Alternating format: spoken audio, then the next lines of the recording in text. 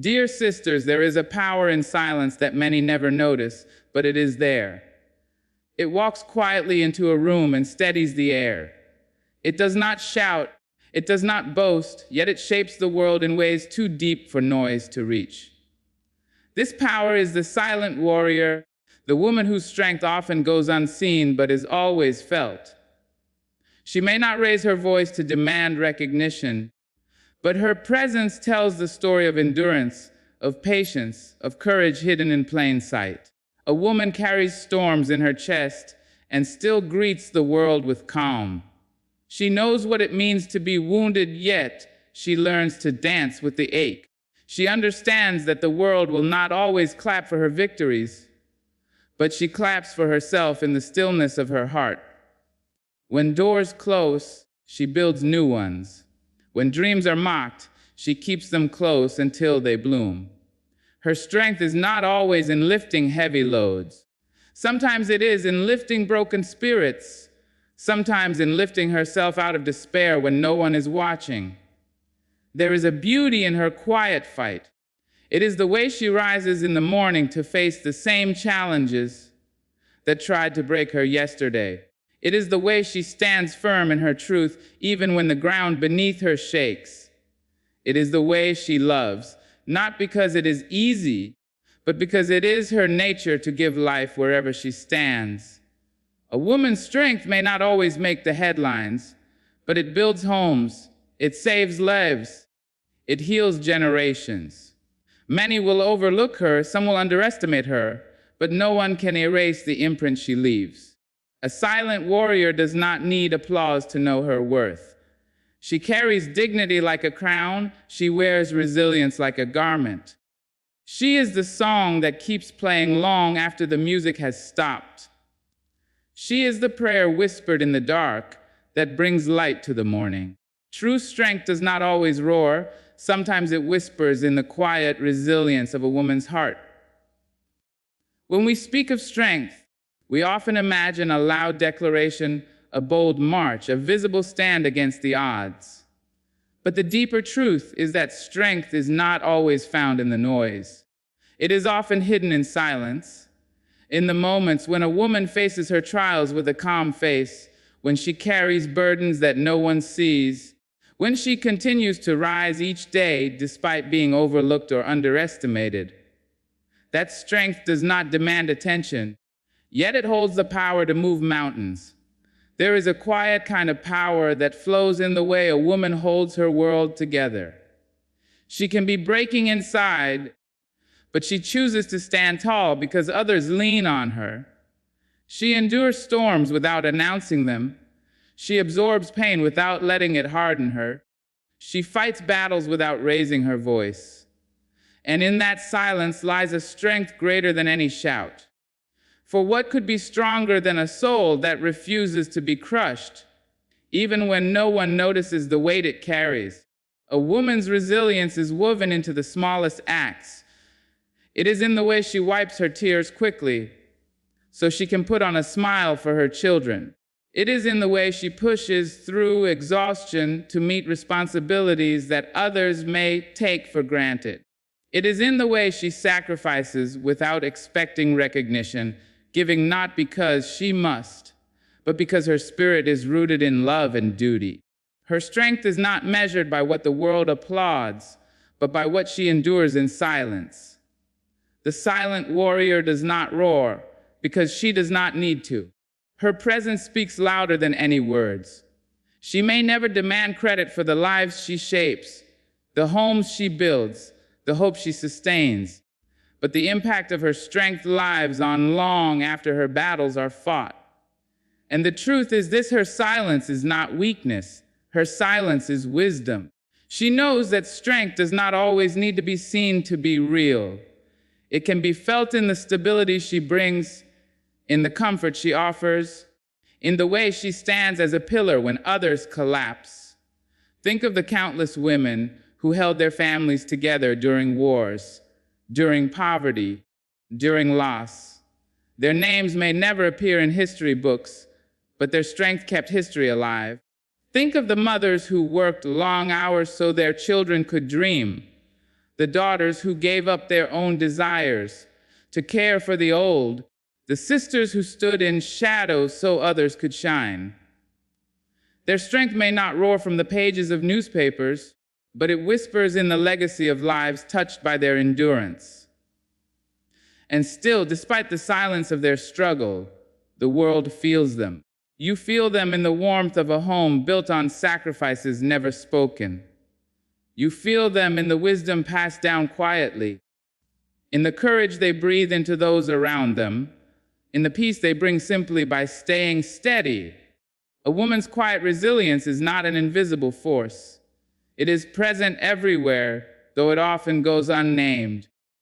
So when you look at a woman who seems ordinary, remember that her silence may hold extraordinary battles. When you see her carrying on as if nothing is wrong, know that her strength is whispering louder than you can imagine. She may not roar, but her heart is speaking in every act of endurance, in every moment of grace, in every choice to rise again. And that whisper, though quiet, is more powerful than the loudest shout. Her strength is not always heard, but it is always felt. A woman's power may be unseen by the eye, but it is always felt by the soul. There are forces in life that cannot be captured by sight, yet they change everything they touch. The wind cannot be seen, but its movement bends trees, lifts waves, and cools burning skin. Love itself cannot be touched, yet it carries the power to heal the deepest wounds. In the same way, a woman's strength does not always arrive with grand gestures or visible proof, but it lives in every life she touches, every space she enters, every heart she lifts. Many people search for strength in places that shine, in titles, in wealth, in loud declarations, but true power often hides in places the eye does not wander. A woman may not carry a sword or lead an army, yet her influence builds courage in others. She may not stand on a stage or claim the spotlight, but her presence steadies those who walk beside her. Her power is quiet, sometimes unrecognized, but it is deeply felt. You cannot always see it, but you cannot deny it either. This unseen power reveals itself in moments of trial. When a family feels like breaking apart, it is often the woman who holds the pieces together with words of comfort, with hands that do not tire, with a spirit that refuses to let go. She may not announce that she is the strength of the home, but her silent endurance keeps it from collapsing. Her power is there in the way she lifts others, even while she is carrying her own unseen battles. You may not see the cost of her sacrifices, but you feel the blessing of her presence. The unseen power of a woman is not only in what she does, but in who she is. It is in the wisdom of her silence when words could wound. It is in the patience she shows when the world tests her limits. It is in the hope she plants in the hearts of those who are ready to give up. You cannot always see this strength because it does not ask for recognition. It is not built to impress. It is built to nurture, to heal, to guide. That is why it is felt more than it is seen. Think of the woman who teaches without needing to lecture, whose life itself becomes a lesson. Her children may not always understand the sacrifices she makes, but they feel the love in the meals prepared, the clothes washed, the dreams encouraged. Think of the woman who cares for the sick or stands by a struggling friend. You may not see the sleepless nights or the tears she hides, but you feel the comfort of her presence, the safety she brings, the peace that surrounds her. Her power is like a current beneath the surface of water. You do not always notice it, but it shapes the flow of everything above it. She may be quiet, she may be humble, she may even be invisible to the eyes of the world, yet her influence reaches far beyond what is seen. And in that lies the beauty of her strength. It is not temporary, it is lasting. What is seen fades, but what is felt lives on. A woman's unseen strength teaches us that not everything valuable needs to shine. Some treasures lie deep within, and though they cannot be displayed, they are priceless. Her strength may not roar, but it whispers to the heart. It tells you to keep going when you want to quit. It teaches you to love when bitterness tempts you. It reminds you to hope when the night feels endless. That is the kind of power that shapes destinies. So let us not look only with our eyes, for the eyes will miss what the soul already knows. Let us learn to feel the strength that cannot be seen, the quiet force of a woman's heart that holds the weight of the world. You may not see her power, but you will always feel it. And feeling is proof enough that her strength is real. Her power may be unseen by the eye, but it is always felt by the soul. The silent warrior carries battles within, yet still offers love, healing, and hope to the world. There is something remarkable about a heart that bleeds quietly, but still finds the strength to pour kindness into others. A woman often walks through storms that no one else sees. She fights battles that leave no visible scars, yet her spirit bears the weight of them. And still, in the middle of her struggles, she chooses to love, to nurture, to give light. That is not weakness. That is strength in its purest form. Life is not kind to every woman. She faces disappointments, heartbreaks, responsibilities that can feel heavier than her shoulders were built to carry. Yet she does not let bitterness take root in her. Instead, she channels her pain into compassion. She knows what it feels like to be wounded, so she becomes the one who heals. She understands the loneliness of silent battles, so she becomes the one who listens. She has felt the weight of despair, so she becomes the one who gives hope. The world may never know the battles she fights in her quiet hours, but the world always feels the love she gives. It takes extraordinary courage to keep giving when your own soul is tired. Yet that is the story of so many women. She may wake up with a heavy heart, but she still makes sure others feel seen, heard, and cared for. She may be hurting, but she comforts. She may be broken, but she builds. She may be weary, but she inspires. Her silent battles do not make her less, they make her more. They sharpen her spirit, they deepen her understanding, they widen her heart.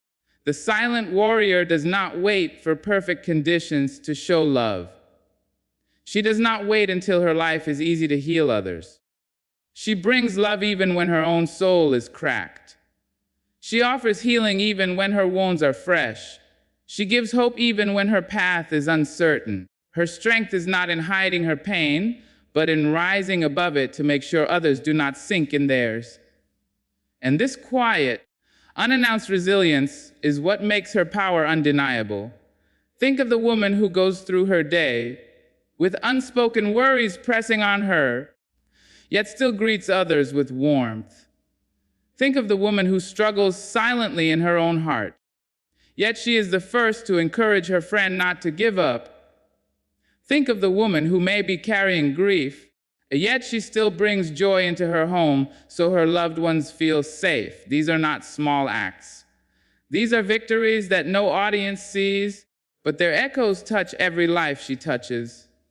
The world often praises loud acts of courage, yet the courage of a woman's silent battle is just as heroic.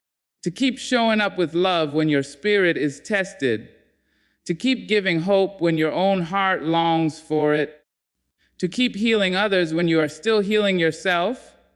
This is the kind of courage that changes lives. It does not ask for recognition, but it deserves reverence. Her strength is the reminder that battles are not always meant to be visible.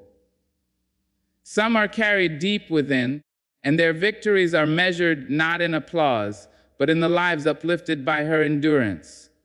She carries her wounds like lessons, not chains. She carries her struggles like seeds, planting them into gardens of compassion that others get to walk through. The world may never see the storm she has weathered, but it will always feel the calm she leaves behind. A woman who carries battles within yet still gives love, healing, and hope shows us the highest form of strength. It is not the absence of struggle, It is the ability to rise from it and share light anyway. And though her journey may not be visible to all, its impact is unshakable.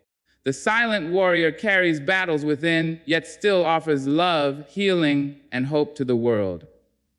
Her victories may not be celebrated by the crowd, but they shape generations in silence. Not every triumph needs a stage, not every success needs applause, and not every act of courage is meant to be announced. A woman's victories often live in quiet corners, hidden from the eyes of the world. Yet their impact travels far beyond her lifetime. The child who grows with confidence because a mother whispered encouragement. The family that stands strong because a woman refused to let hardship break it. The community that thrives because a woman chose to give instead of giving up. These are victories that do not make headlines, yet they shape lives in ways no spotlight could ever capture. A woman may not receive medals for the battles she wins, but those battles create legacies. The victories of a silent warrior are not about recognition, they are about transformation. She conquers fear so her children may know courage. She defeats despair so her loved ones may learn hope. She rises after every fall so those watching may understand resilience. And though the crowd may never cheer for her, her quiet triumphs echo through the lives she touches, carrying forward strength and wisdom into generations yet to come. Consider the grandmother who never had the chance to pursue her own dreams, yet sacrificed her days so her children and grandchildren could chase theirs. Her victory was not in being celebrated, but in making space for others to rise. Consider the mother who worked long hours in silence, not for recognition, but to ensure her family never went without. Her victory was not public, but its effects were felt in every smile around her table. These victories are not written in history books, but they are etched in hearts, and they continue to ripple through time. There is a strength in victories that do not need validation. They prove that purpose is greater than praise. A woman who wins silently shows us that success is not defined by claps or titles, but by the difference made in lives around her. Her victories shape character, build values, and sow seeds of love and resilience that blossom in generations to come. That is why her strength is so powerful. It is not limited to her own lifetime. It extends far beyond, carried in the hearts she has touched. Sometimes her victory is simply refusing to let pain define her. Sometimes it is choosing forgiveness instead of bitterness. Sometimes it is keeping her family together when life tries to tear it apart. These victories may look small to the world, but they are enormous in their lasting impact. They become lessons for children, foundations for families, and inspiration for anyone who has witnessed her quiet endurance. She may never be called a hero, but her strength shapes heroes. She may never be called a leader, but her wisdom guides leaders. She may never be called a champion, but her resilience creates champions. What the crowd cannot see is often the most important part of her journey. For a woman does not live to entertain the world's eyes. She lives to fulfill her calling, to protect those she loves, to leave behind a trail of hope. Her victories may not shine in the present, but in the future they glow. Her influence is like a seed planted in the soil. It may disappear from sight, but it grows roots, it rises in time, and it bears fruit that feeds generations. The silent warrior proves that it is not the noise that defines a victory, it is the legacy it leaves. She does not wait for applause to validate her worth, because she knows her worth is in what she has endured and overcome. And though the world may never celebrate her, the future will always feel her. Her victories may not be celebrated by the crowd, but they shape generations in silence. A woman's endurance is the ground beneath many dreams, steady and unshaken. Dreams may appear as if they float high in the air, reaching for stars, chasing the impossible, but what holds them steady What keeps them from falling apart is often the quiet endurance of a woman. She does not always stand in the front. She may not always claim her part in the story, but her persistence creates the soil in which those dreams grow. Without her strength, many dreams would never take root, never rise, never survive. Endurance is not glamorous. It is not celebrated in the way victories are. Endurance is often quiet, repetitive, unacknowledged, but it is the reason so many lives find their way forward. A woman carries this endurance within her like a hidden foundation. She stays when others leave. She pushes through when others give up. She chooses to remain strong even when her body and spirit beg her to rest. That steady ground becomes the place where others learn to build. Her endurance is the reason a family survives hardships, the reason children dare to hope, the reason communities continue to thrive. Consider how many great achievements are rooted in the sacrifices of women whose names are never spoken. The scholar who owes his education to a mother who endured long nights of work so he could study. The artist who discovered courage in the silent resilience of a grandmother who never stopped believing in beauty, even in her struggles. The leader who learned endurance by watching a woman refuse to surrender, even in the face of impossible odds. Their dreams stood tall because beneath them was the solid ground of a woman's quiet strength. This endurance is not passive, it is active. It is not simply waiting for storms to pass, it is walking through the storm and refusing to fall. It is not only surviving pain, it is transforming pain into power. A woman's endurance is made of 1,000 little choices to rise again, to keep going, to hold on. And while the world may overlook these choices, their effects ripple outward into every life she touches. Her endurance is tested daily. It is tested by the responsibilities she carries, by the weight of expectations placed on her shoulders, by the challenges that come without warning. Yet she keeps going, not only for herself, but for those who depend on her strength. She keeps going because she knows that endurance is not about the moment, it is about the future. It is about giving others the chance to dream freely. Knowing someone strong is holding the ground steady beneath them. There is a quiet grace in her ability to endure. She may bend under pressure, but she does not break. She may stumble, but she does not surrender. She may grow weary, but she finds strength in places the world cannot see. That resilience becomes a lesson, a living example for those who watch her.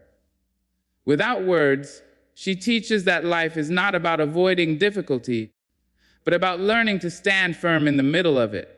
Without preaching, she shows that strength is not always loud. It is often silent, steady, and unshaken. Think of the dreams that would have never been born if not for the endurance of a woman.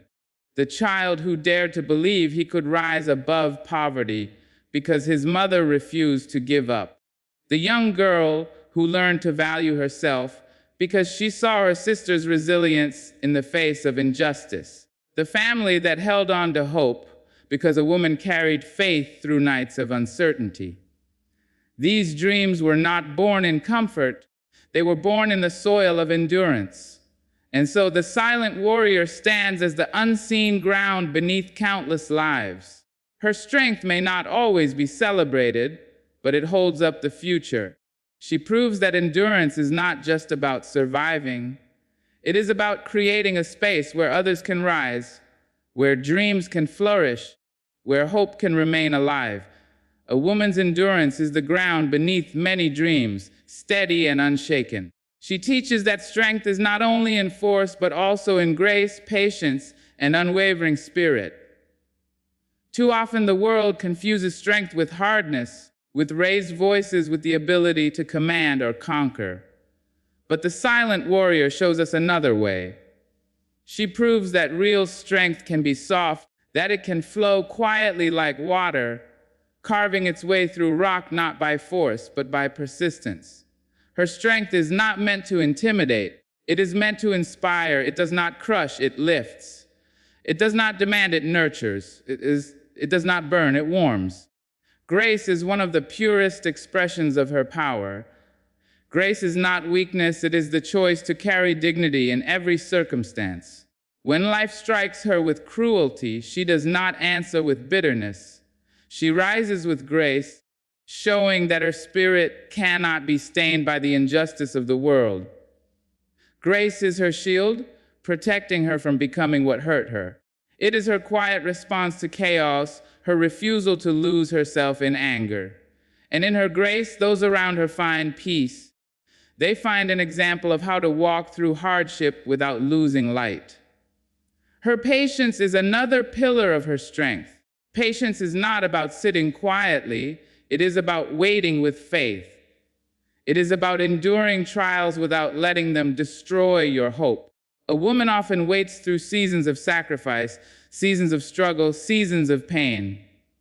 Yet she waits not with despair, but with steady belief that better days will come. Her patience teaches that strength is not rushing through the storm, but standing firmly in it, trusting that it will pass.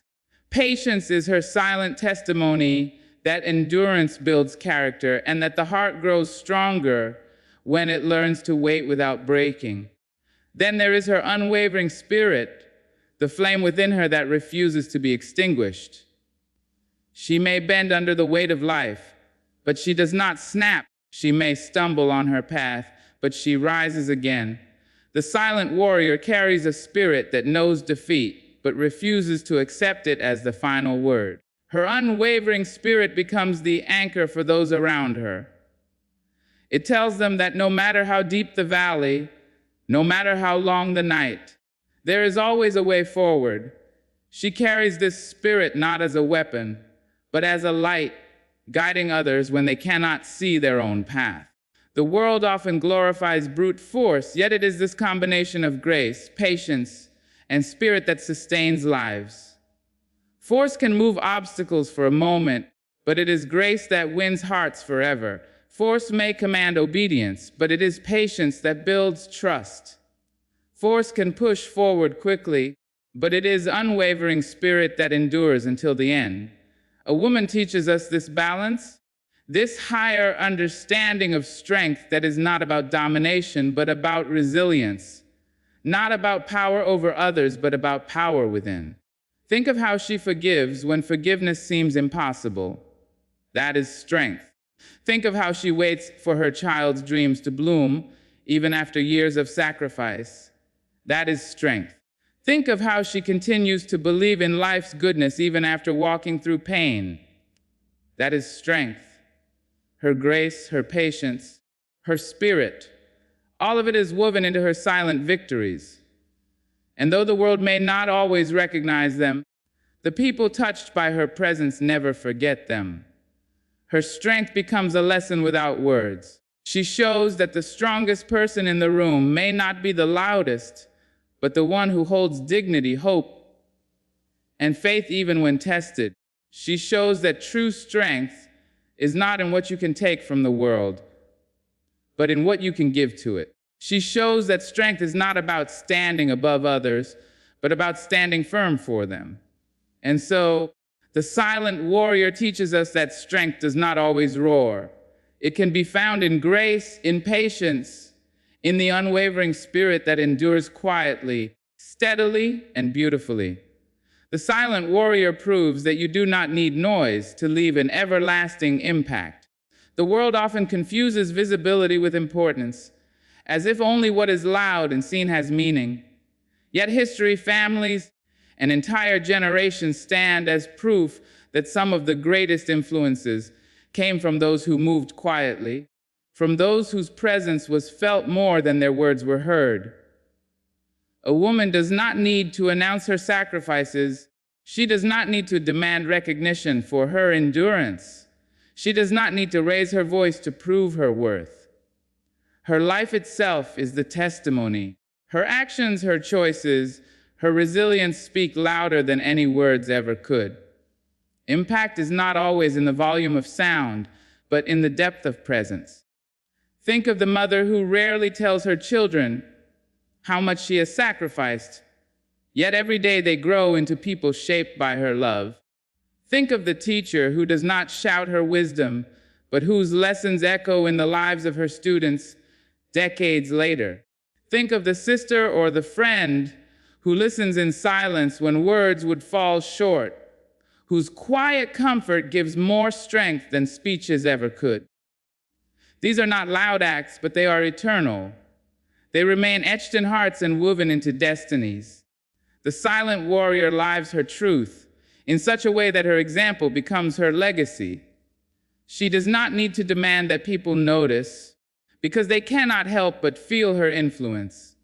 Even when she is no longer present, her impact lingers. Her values become the foundation for others. Her courage becomes the story that is told to inspire. Her kindness becomes the memory that softens pain. She leaves marks that no applause could ever measure. Noise fades. Crowds cheer today and forget tomorrow. But a quiet act of love, a simple moment of courage, a silent sacrifice, those remain. They travel through time in ways that noise cannot. A woman's strength is not diminished by the absence of recognition. It is magnified by the depth of its reach. She shows us that the true test of impact is not how many people saw it, but how many lives were changed by it. Her silence is not emptiness. It is intention. It is the refusal to waste energy on proving when she could spend it on giving. It is the wisdom of knowing that legacy is not built in noise. It is built in consistency, in faithfulness, in quiet resilience. Her silence teaches others to stop measuring their worth by claps and to start measuring it by meaning. She reminds us that the greatest lights do not make sound, yet they guide every step we take in the dark. Consider the grandmother whose prayers no one hears, yet whose family thrives because of them. Consider the woman who chose to forgive silently, and by doing so, broke a cycle of bitterness that could have lasted generations. Consider the woman who chose to stand back so others could move forward, and in her quiet decision shaped futures she would never see. These acts did not need noise. They needed only courage, patience, and love. And because of them, her impact outlives her presence. The silent warrior shows that legacy is not about being remembered loudly, but about being remembered deeply. It is not about how many people knew your name, but how many lives felt your strength. It is not about leaving echoes in the air, but about leaving footprints on hearts. She teaches us to stop chasing noise and start embracing purpose. The truth is, noise may capture attention, but silence leaves the soul marked. And so, the woman who moves without seeking applause, who endures without shouting her struggle, who gives without expecting return, becomes unforgettable. She does not fade with the crowd. She remains as a guiding force, as a quiet memory of what strength truly means. As we reflect on the journey of the silent warrior, we begin to understand that true strength does not always demand attention, yet it shapes lives in ways both profound and lasting. A woman's power lies not in the loudness of her voice, but in the depth of her resilience, in the grace with which she carries her burdens, in the patience she offers when hope seems distant, and in the unwavering spirit that continues to rise no matter how many times life tries to bend her. Her victories may not always be celebrated, her sacrifices may go unseen, yet her impact resonates across generations, touching hearts, inspiring courage, and nurturing dreams. She teaches us that strength is quiet, enduring, and transformative, that influence is felt more than it is spoken, and that love, hope, and resilience are the truest forms of power a human can embody. So let us honor these silent warriors, let us feel their strength, and let us carry forward the lessons they impart without needing recognition or applause. May we learn to value the quiet power that shapes the world, to embrace our own resilience, and to recognize the invisible forces that guide our lives. Good luck to each of you in finding your own silent strength and making a difference in ways that the world may not always see, but will always feel. Thank you.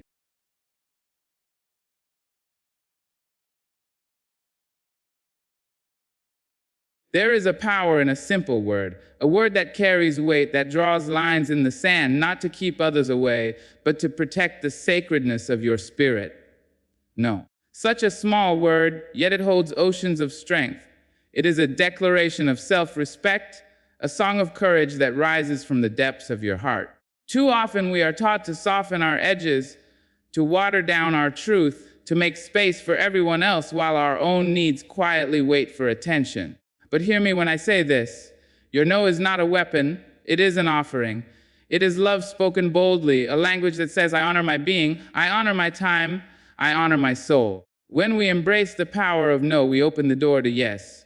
Yes to clarity, yes to energy, yes to relationships that nurture and sustain us. The no is a mirror reflecting the value we place upon ourselves. It is a shield against the draining currents of obligation and expectation. And yet, it is tender. It is not spoken with anger, but with grace, with kindness, with honesty. It does not push people away, but invites them closer to the real, unfiltered you. For when you say no with love, you teach the world the rhythm of your heart, the boundaries of your spirit, and the dignity of your choices. Boundaries are not walls. They are gardens where love grows in abundance.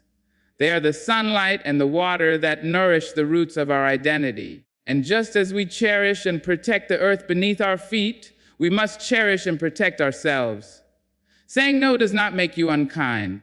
Saying no does not make you unworthy. Saying no makes you whole. It makes you present. It makes you capable of pouring into others from a cup that is full, not empty.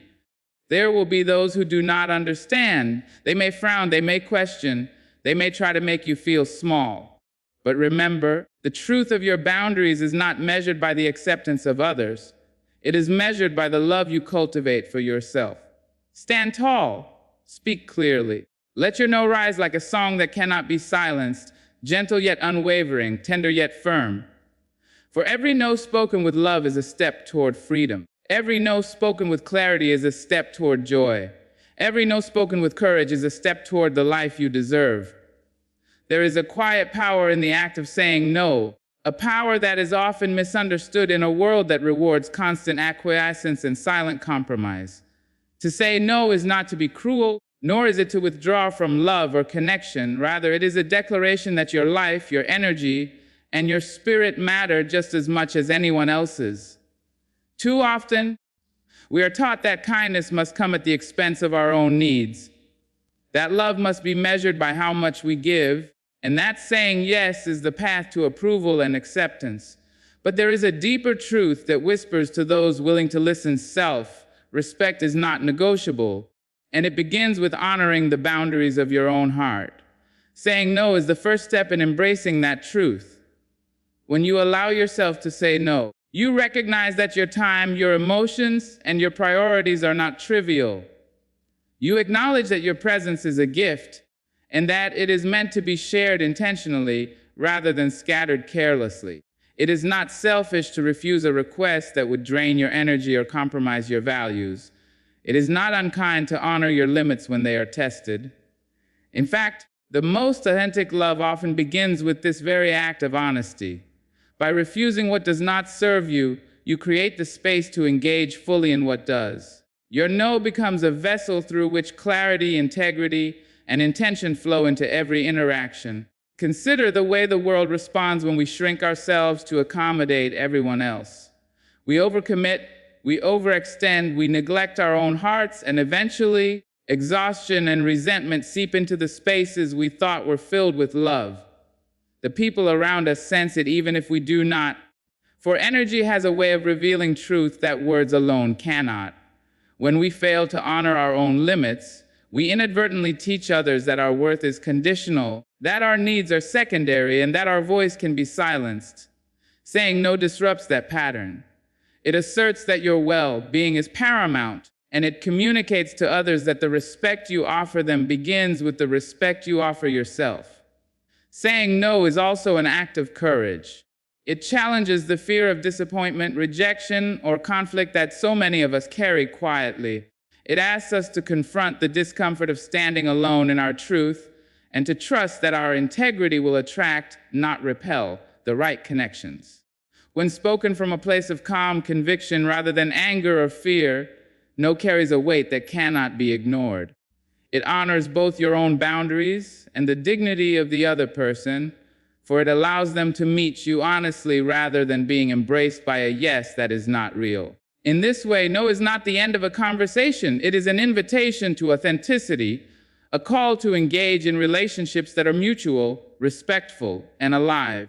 To fully embrace no as an expression of self-respect, we must also release the guilt that often shadows it. Guilt is the shadow cast by the world's expectation that we are endlessly available, endlessly giving, endlessly pliable. But when you say no without apology, you reclaim your authority over your own life. You affirm that your choices are valid, your time is precious, and your limits are sacred. The act of saying no becomes a declaration that your life is yours to steward, that your heart is yours to protect, and that your love, when freely given, is infinitely more powerful than love extracted from obligation. In this light, saying no transforms from a simple word into a statement of values, a reflection of integrity, and a celebration of personal power. It becomes a love language, one that speaks first to yourself and then ripples outward into every connection, every commitment, every encounter. It teaches that boundaries are not walls but bridges, that self-respect is not distance but clarity, and that the courage to say no is the gateway to a life lived fully, deliberately, and with purpose. So embrace the power of no. Let it rise from the depths of your heart with clarity and conviction. Let it protect your spirit, honor your time, and strengthen the foundation of your self-respect. In saying no, you do not turn away from the world, you turn toward yourself, and in doing so, you open the door to deeper love, richer connections, and a life that is authentically your own. Our energy is the quiet currency of our lives. It moves through us like a river, shaping the way we feel, the way we think, and the way we show up in the world. And yet too often we give it away without thought, without care, without consideration for the delicate balance that sustains our well-being. Boundaries are the tools that allow us to protect this energy, not as a means of building walls between ourselves and others, but as a way of honoring the sacredness of our own spirit. They are not acts of separation, but acts of self-preservation, acts of love that allow us to move through life with clarity, strength, and intentionality. To recognize the need for boundaries is to recognize the value of your own energy, the worth of your presence, and the importance of your choices. When we allow our energy to be drained by obligations that do not serve us, by relationships that take without giving, or by expectations that weigh us down, we slowly lose sight of who we are. Fatigue creeps in, joy diminishes, and the vibrancy that makes life beautiful becomes muted. Setting boundaries is the antidote to this erosion. It is the act of saying, I matter, my well-being matters, my peace matters. Boundaries give permission to protect yourself from what diminishes you, while simultaneously creating the space to nurture what elevates you. They are a declaration that your energy is not infinite, but that it is precious and it deserves to be treated with care. Boundaries also serve as guides for others. They are a language of clarity that communicates what you can give and what you cannot. When we neglect to set limits, we inadvertently create confusion, miscommunication, and resentment. Others may take more than we are able to offer, or they may unknowingly step into spaces that require more of us than we can provide. Boundaries, however, are transparent, honest, and kind. They do not shame, they illuminate. They allow relationships to thrive because they create conditions in which both parties can interact with awareness, respect, and integrity. By protecting your energy, you not only honor yourself, but you invite others to meet you in a space that is real, sustainable, and mutually enriching.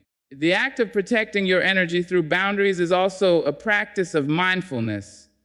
It asks you to pay attention to the signals your body, mind, and heart are sending. It invites you to notice when you feel depleted, overwhelmed, or taken for granted.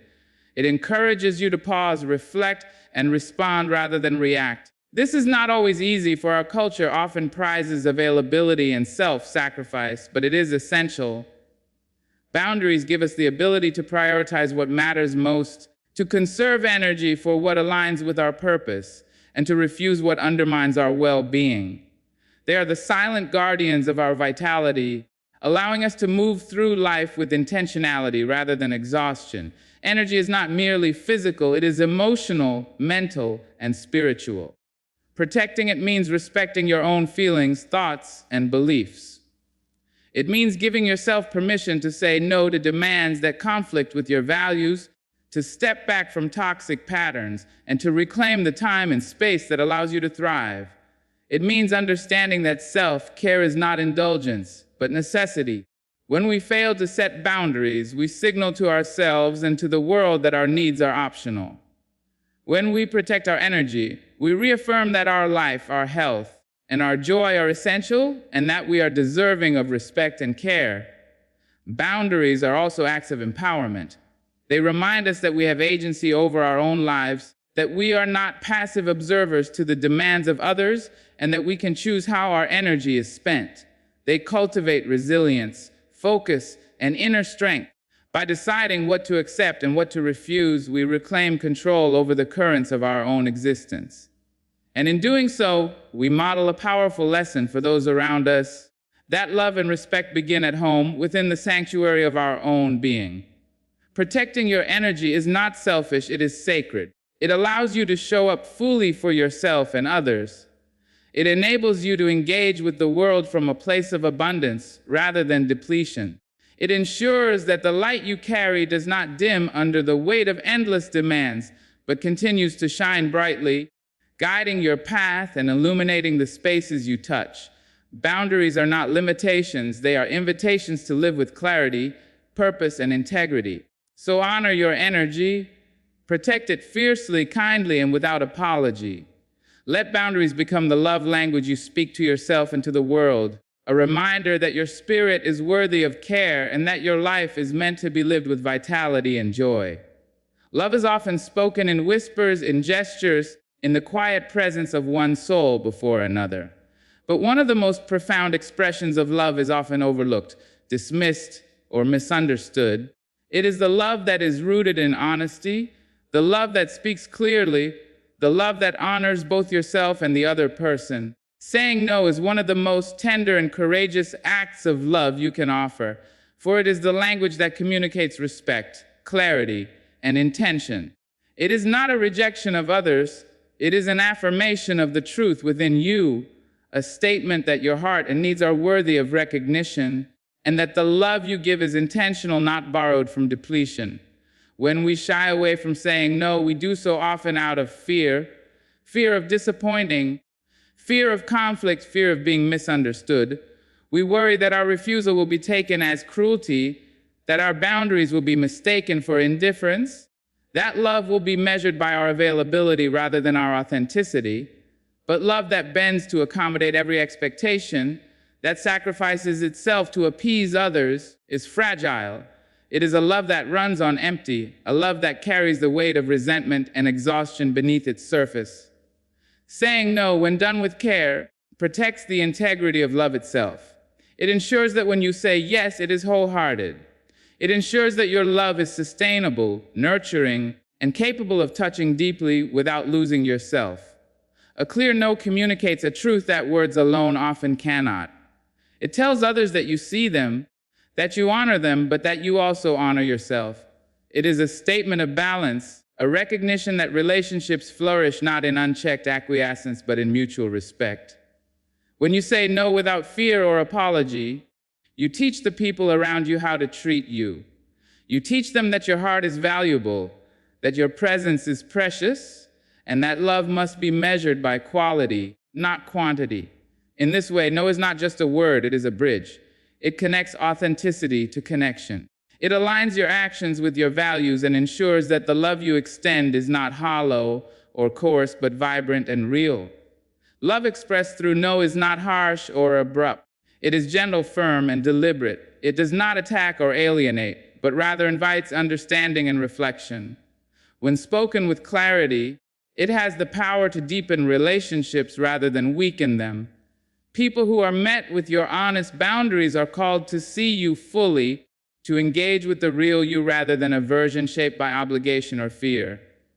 In this way, no becomes an act of intimacy, a way to cultivate connection that is rooted in truth rather than compliance. It is the silent reassurance that your love is intentional and your respect for yourself and others is unwavering. Understanding no as a love language also transforms the way we see ourselves. It allows us to recognize that love is not sacrifice alone, that affection is not measured by submission, and that kindness is not diminished by refusal. Saying no teaches us to honor our own hearts, to protect our energy, and to prioritize what truly matters. It strengthens the awareness that self-love is not a luxury, but a necessity, and that the way we treat ourselves sets the standard for how others treat us. Each no spoken with intention is a thread in the fabric of self-respect, weaving strength, clarity, and dignity into every relationship we hold. Moreover, the act of saying no as a form of love builds courage and integrity. It calls us to confront discomfort, to resist the pressures of expectation, and to trust in the value of our own choices. It encourages us to communicate openly and to listen attentively, cultivating relationships that are honest and mutually nourishing. No becomes a tool of empowerment, a reminder that love does not demand surrender but thrives in spaces of balance, respect, and authenticity. When we embrace no as a love language, we also create a ripple effect. The clarity and honesty we offer inspire others to reflect on their own boundaries, to honor their own needs, and to engage in relationships with the same level of respect. In protecting our own hearts, we nurture the hearts of others, fostering connections that are not rooted in obligation but in genuine care and understanding. No spoken with love is never wasted. It always contributes to the creation of spaces where love can grow freely, honestly, and without compromise. So speak your no with courage and compassion. Let it be the language of love you offer to yourself and those around you. Let it honor your heart, illuminate your boundaries, and allow the love you give to be full, intentional, and unshakable. There is a profound simplicity in the act of saying no, yet its power is often underestimated. A no, when spoken with intention, is not a fragment or a hesitation, but a complete sentence. It carries weight, clarity, and a message that resonates beyond the immediate moment. Too often, people feel compelled to explain, apologize, or soften their refusals, as if the strength of their decision depends on justification. But no does not require embellishment. It is whole, complete, and sufficient on its own. When embraced fully, it communicates confidence, honesty, and self-respect, allowing both the speaker and the listener to step into a space of understanding, dignity, and clarity. A full no begins with acknowledgement. It begins with the awareness that your time, your energy, and your heart are valuable. Each yes you give demands a yes that is sincere, a yes that comes from a place of abundance rather than depletion. When we over-explain or apologize for our boundaries, we dilute the power of our no. We teach others, and sometimes ourselves, that our needs are negotiable or secondary. But when no is delivered as a complete sentence, it carries the strength of conviction and the quiet authority of truth. It is a statement that your life is yours to steward, your choices are yours to make, and your limits are yours to uphold. Saying no fully is an act of love, both for yourself and for others. It is love for yourself because it honors your limits, protects your energy, and allows you to live in alignment with your values. It is love for others because it offers clarity and transparency, allowing them to see you as you truly are rather than as a version shaped by obligation or expectation. People respect honesty more than empty compliance. When a no is presented clearly, without hesitation, it teaches the world how to engage with you in a manner that honors your boundaries and nurtures authentic connection. It creates space for trust, understanding, and respect to grow. The fear that often surrounds no is real. Fear of rejection, fear of disappointment, fear of conflict can make us hesitant to assert ourselves. Yet, each full no spoken with courage dismantles that fear. It is a quiet rebellion against the idea that our worth depends on constant approval, a declaration that our integrity is more important than temporary comfort. It is a reclaiming of voice, a reclaiming of agency, and a reclaiming of the right to live a life that reflects our deepest truths. No becomes a tool of liberation, a means to navigate life without compromising the essence of who we are. A full no also fosters clarity in relationships. When no is incomplete, when it is couched in excuses or softened by endless explanations, it creates ambiguity. People are left guessing, unsure of the boundaries and uncertain of the respect due to them and to you. A complete no removes confusion. It sets the parameters with dignity, and it allows interactions to unfold in honesty. Others learn to recognize the rhythm of your boundaries, and you learn to trust the integrity of your own voice. Over time, this practice cultivates relationships rooted in understanding, mutual respect, and emotional safety. Furthermore, a full no teaches us patience and mindfulness. It requires us to pause, reflect, and choose our responses deliberately. It encourages us to observe the needs of our hearts, to distinguish between obligation and desire, and to act in alignment with our values. No becomes not just a word, but a practice, a daily exercise in clarity and courage. It strengthens our ability to navigate life with intentionality, to conserve energy for what truly matters, and to refuse what diminishes our spirit. It is the language of a life lived deliberately, a life where choices are guided by respect for self and others. There is elegance in the simplicity of no. It needs no adornment, no apology, no defense. Its completeness is its beauty. Each time you speak a full no, you affirm that your presence, your time, and your spirit are sacred. You demonstrate that boundaries are not obstacles but guides, that self-respect is not rigidity but clarity, and that integrity is not inflexibility but truth. No, when embraced as a full sentence, becomes a melody of self-love, a declaration of courage, and a language that resonates far beyond the moment it is spoken. So let your no stand fully, clearly, and confidently. Let it speak your truth without hesitation. Let it protect your spirit, honor your heart, and invite the world to meet you as you are, whole and unapologetic. Relationships are the soil in which our hearts grow, and yet, like any soil, they must be tended with care, nourished with intention, and protected from what stunts their growth. Boundaries are not the barriers we sometimes fear they are. They are the space in which love can breathe, flourish, and take root. When we create boundaries, we are not pushing people away or shutting the world out. We are inviting deeper, more authentic connections into our lives. We are creating room for relationships that honor our spirit, respect our limits, and celebrate our wholeness. Without boundaries, love can become tangled with obligation, and connection can be blurred with depletion. With them, relationships gain clarity, depth, and longevity. Every relationship asks something of us. Every friendship, every family tie, every partnership, every colleague, and every fleeting connection calls for time, attention, and energy. Boundaries are the compass that helps us navigate these demands without losing ourselves in the process. They remind us that our presence is a gift, not a burden, and that the quality of our connection depends not on quantity, but on authenticity. When we define the limits of what we can give and what we cannot, we set the stage for interactions that are meaningful, intentional, and mutually enriching. In this way, boundaries are the silent caretakers of healthy relationships, keeping the space fertile for respect, trust, and love to grow. It is natural to fear that boundaries might create distance, that saying no might cause someone to leave, or that asserting our limits might provoke disappointment.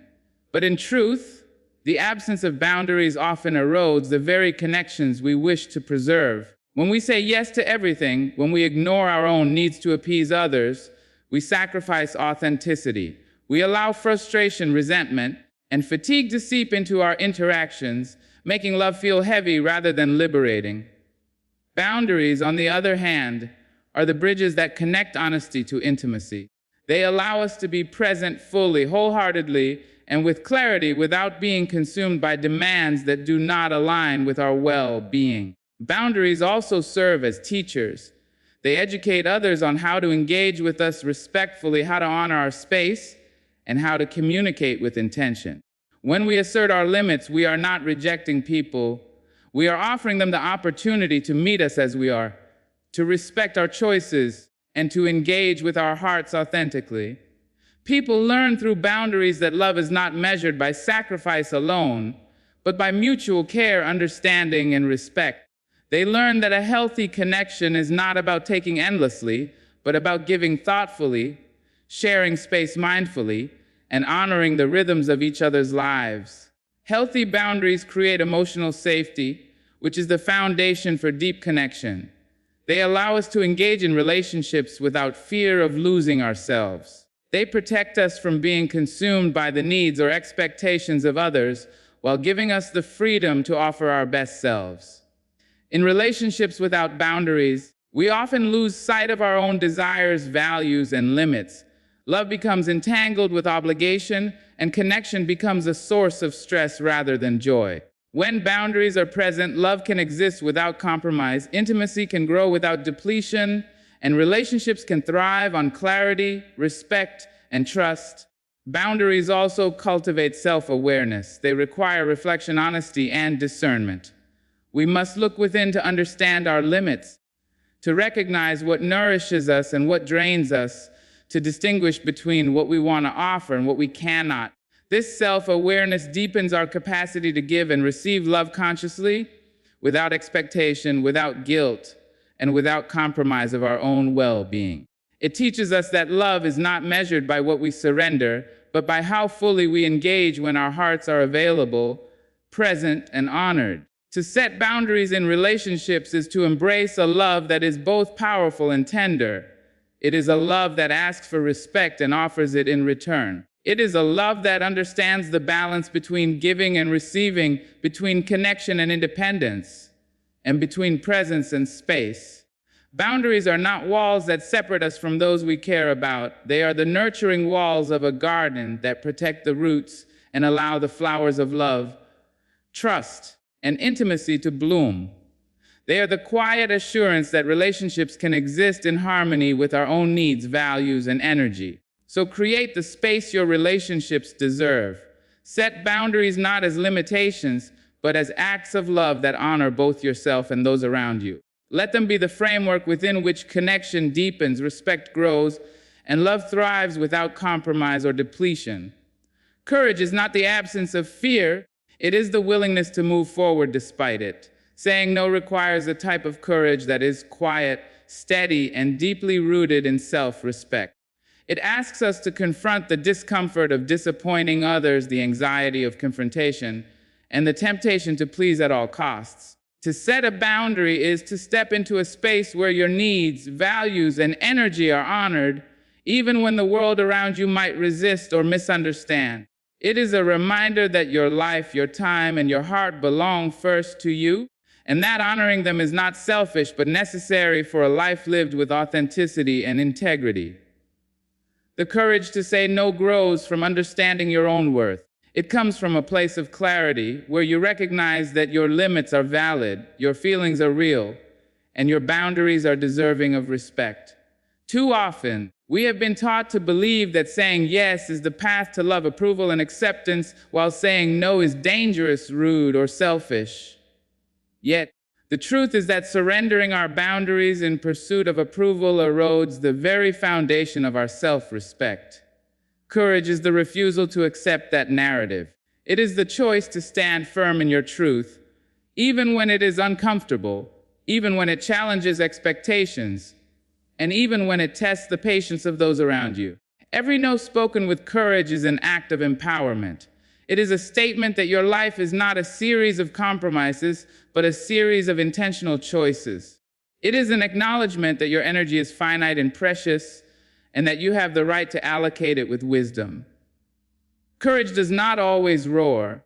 Sometimes it is the quiet voice at the end of the day saying, I will honor myself, I will protect my peace, I will choose integrity over convenience. In relationships, at work, in family dynamics, and even in fleeting encounters, this courage shapes the way you interact with the world. It sets the tone for honesty, respect, and clarity, allowing you to engage fully without sacrificing the essence of who you are. Courage to say no also allows for deeper self-awareness. It requires reflection and mindfulness, a willingness to examine the motives behind each request and the impact of each decision.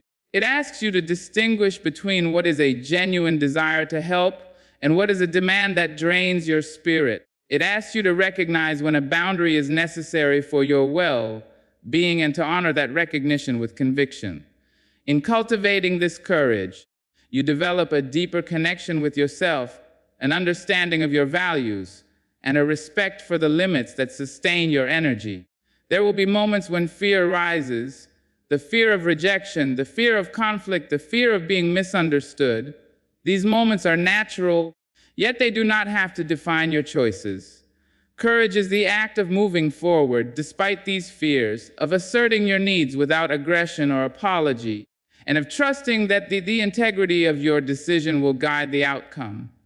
Every no spoken from this place of courage teaches others how to respect your boundaries, just as it teaches you how to honor your own heart.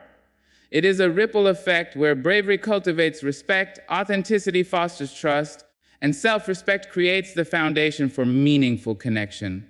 The courage to say no also opens the door to yes. Yes to the things that align with your values. Yes to the relationships that nurture your spirit. Yes to the opportunities that honor your time and energy.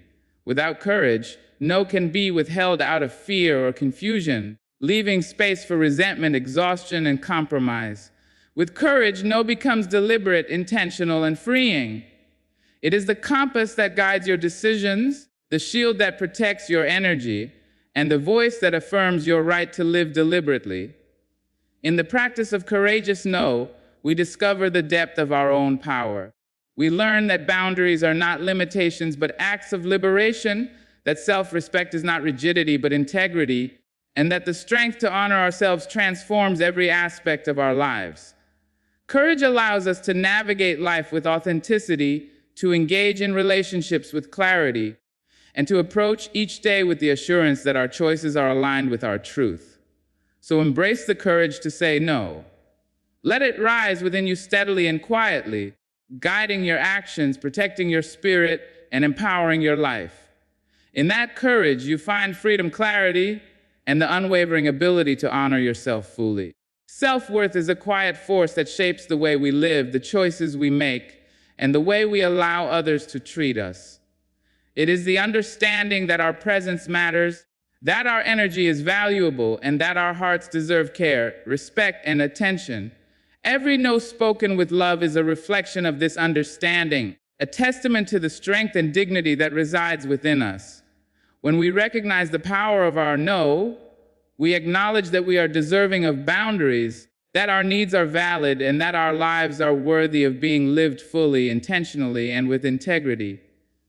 In this sense, every no becomes an affirmation of self-worth, a reminder that the love we give is strongest when it is rooted in respect for ourselves. Too often, we are conditioned to believe that our value is measured by our availability, our compliance, or our ability to meet the expectations of others. We are taught to say yes out of fear of rejection, fear of conflict, fear of being unloved. Yet, in these yeses, we risk losing touch with ourselves, diluting our energy, and compromising the essence of our being. Self-worth calls us to a different path. It asks us to see the truth of our own value, to honor our limits, and to speak our no with confidence and clarity. Each no becomes a mirror, reflecting the respect we hold for ourselves and signaling to the world the dignity of our choices. Every no spoken with love is also an act of protection. It safeguards our energy from being drained by demands that do not align with our values. It shields our hearts from being consumed by relationships that take without giving, obligations that weigh without meaning, and expectations that conflict with our truth. In this act of protection, self-worth flourishes. We learn to prioritize what matters most, to conserve our vitality for pursuits that enrich our lives, and to engage with others from a place of abundance rather than depletion. Boundaries become the framework through which our self-respect manifests, allowing us to move through life with clarity, confidence, and purpose. Self-worth is strengthened through the courage to assert boundaries consistently. It is built in the moments when we refuse to apologize for prioritizing our needs, when we honor our feelings without compromise, and when we assert our limits without fear. Each no spoken from this place of integrity communicates a powerful truth that our well-being is not negotiable, that our time is precious, and that our hearts are deserving of care and protection.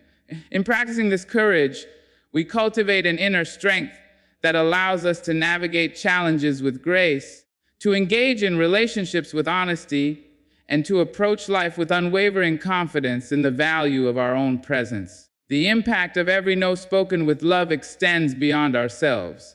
It shapes the way others perceive us, inviting them to meet us in authenticity rather than assumption, to respect our boundaries and to honor our space.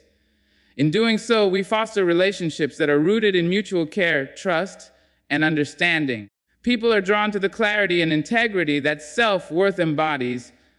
They are inspired to honor their own boundaries and to engage with others in ways that are conscious, compassionate, and respectful.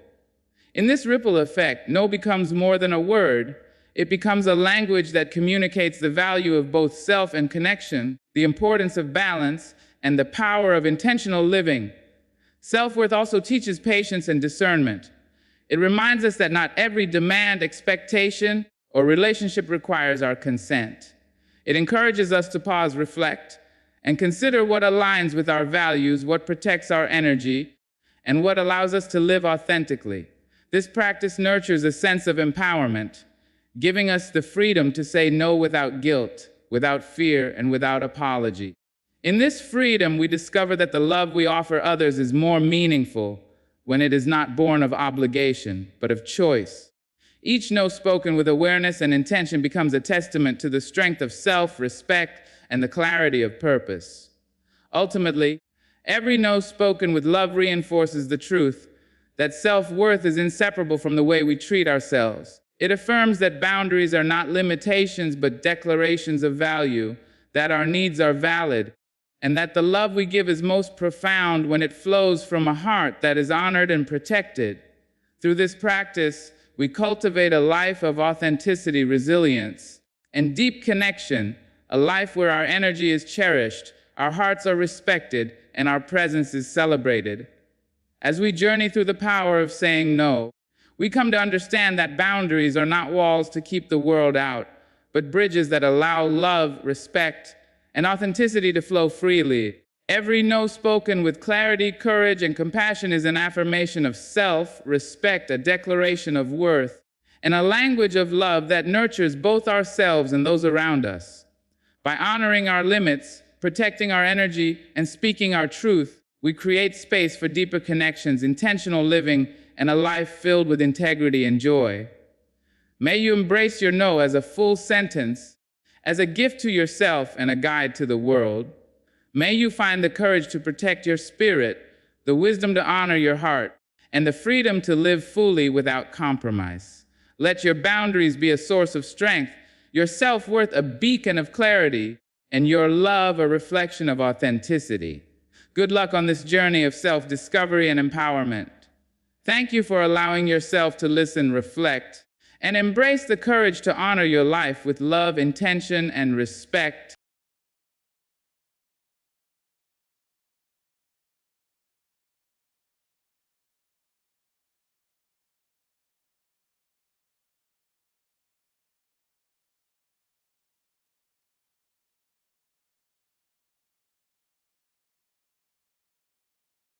Hello, friends.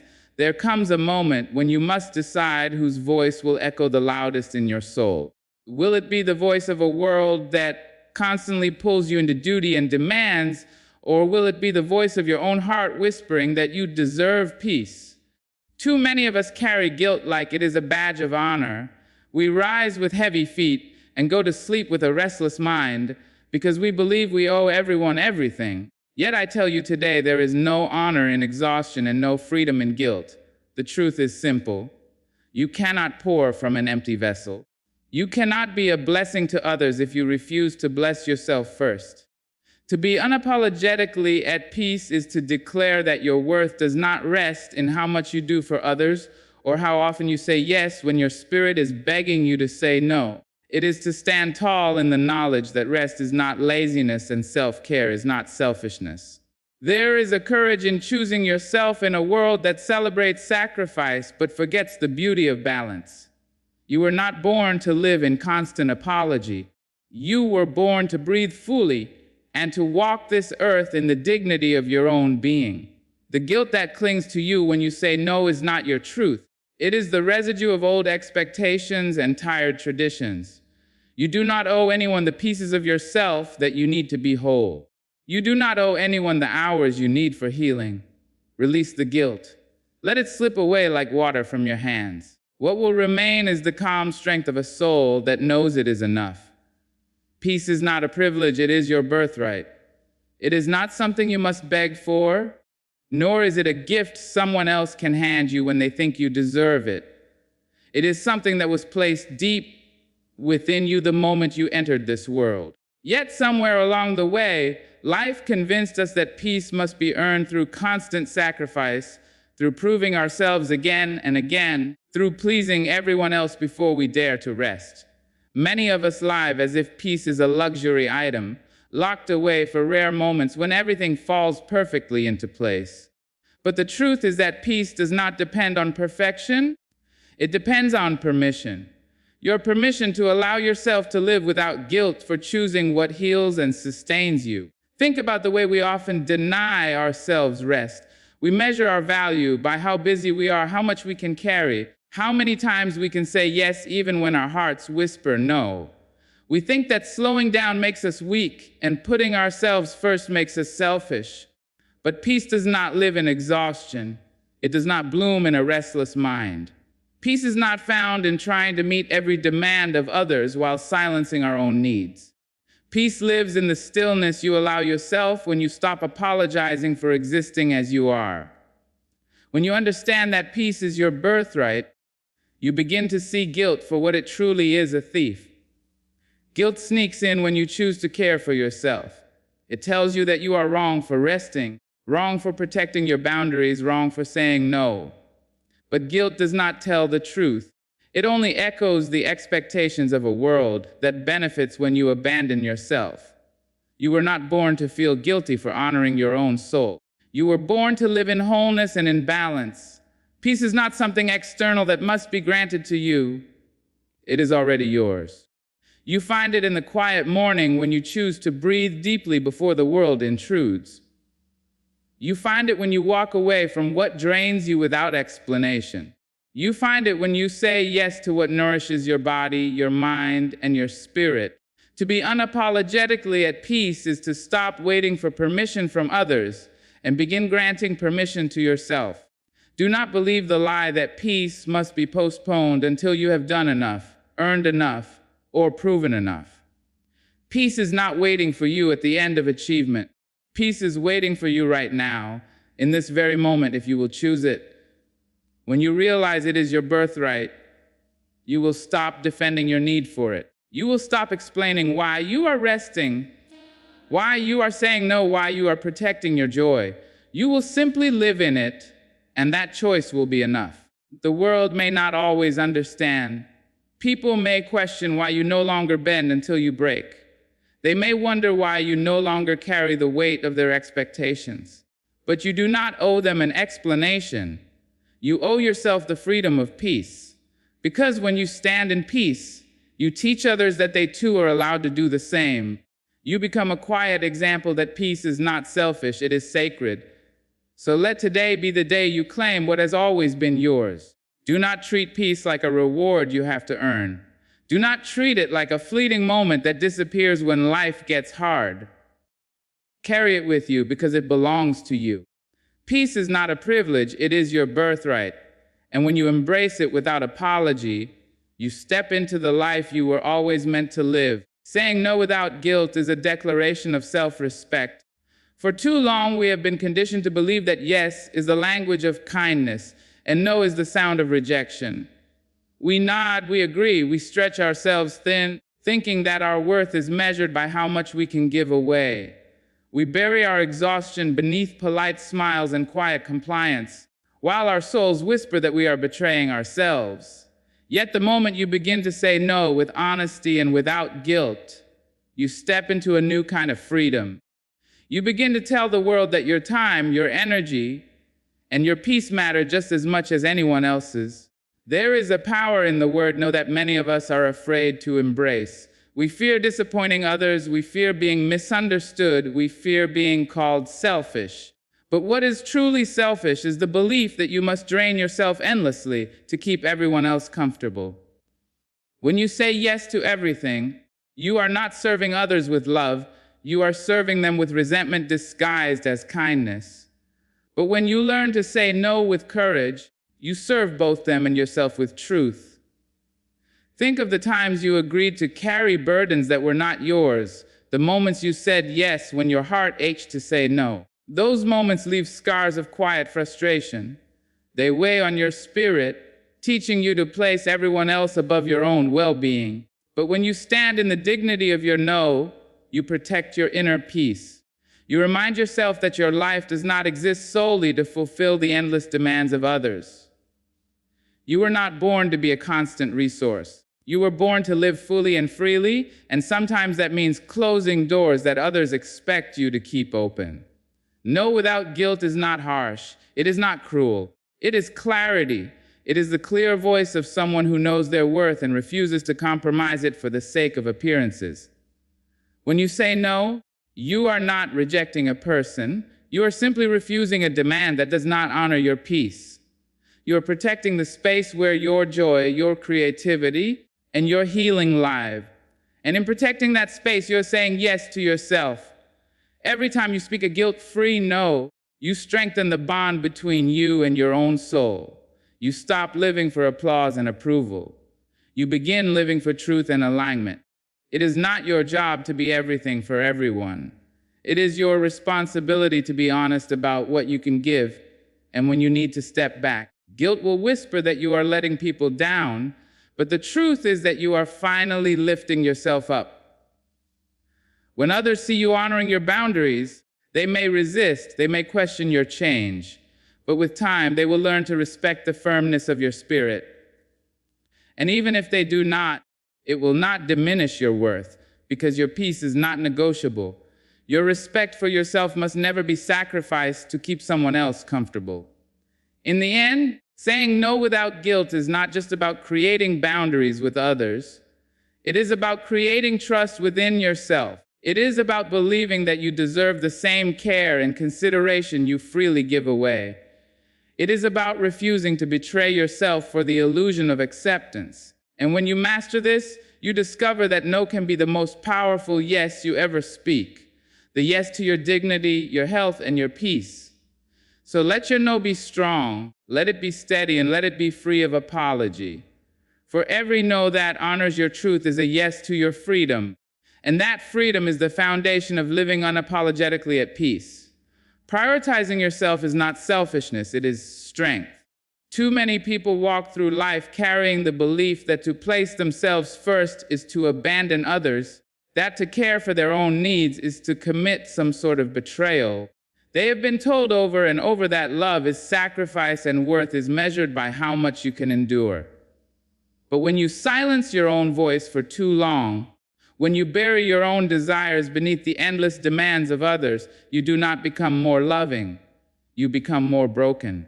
To prioritize yourself is not to turn away from love, it is to protect the very source from which love flows. There is a quiet resilience in choosing yourself. It takes courage to look at your life and admit that you are tired, that you need rest, that your dreams are waiting for you to pay attention to them. The world often celebrates the one who never says no, the one who gives endlessly, the one who works without pause. But that is not strength. That is depletion.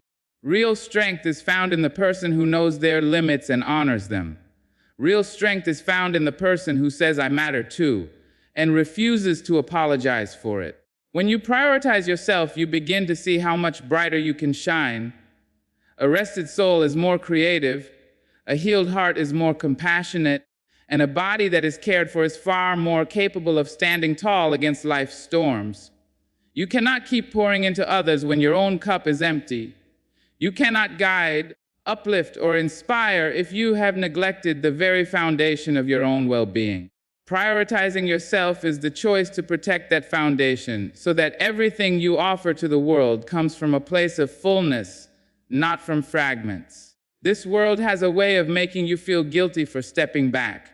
It tells you that self-care is indulgence, that boundaries are walls, that saying no means you are selfish. But selfishness is when you take without care for others. Prioritizing yourself is when you give yourself the same kindness you extend so freely to everyone else. It is balance. It is justice for your own soul. It is the recognition that your needs are not lesser than anyone else's, and your dreams are not less worthy of pursuit. Every time you choose yourself, you affirm your dignity. You affirm that your peace is sacred, your time is valuable, your spirit is worthy of care. And when you live this truth, you do not only transform your own life, you show others that they are allowed to do the same. You teach by example that a strong person is not the one who burns themselves out for others, but the one who knows how to protect their light. You become a living reminder that strength is not found in endless sacrifice, but in honest balance. There will be voices that question you, people who do not understand why you are no longer available for every demand. But that is not your burden to carry. You are not here to explain your worth or justify your peace. You are here to live a life that feels whole, one that honors the truth of who you are, and that requires courage.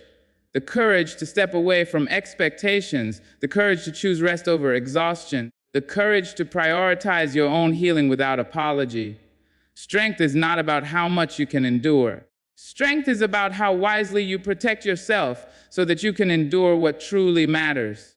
Strength is choosing the long road of peace over the short applause of people pleasing.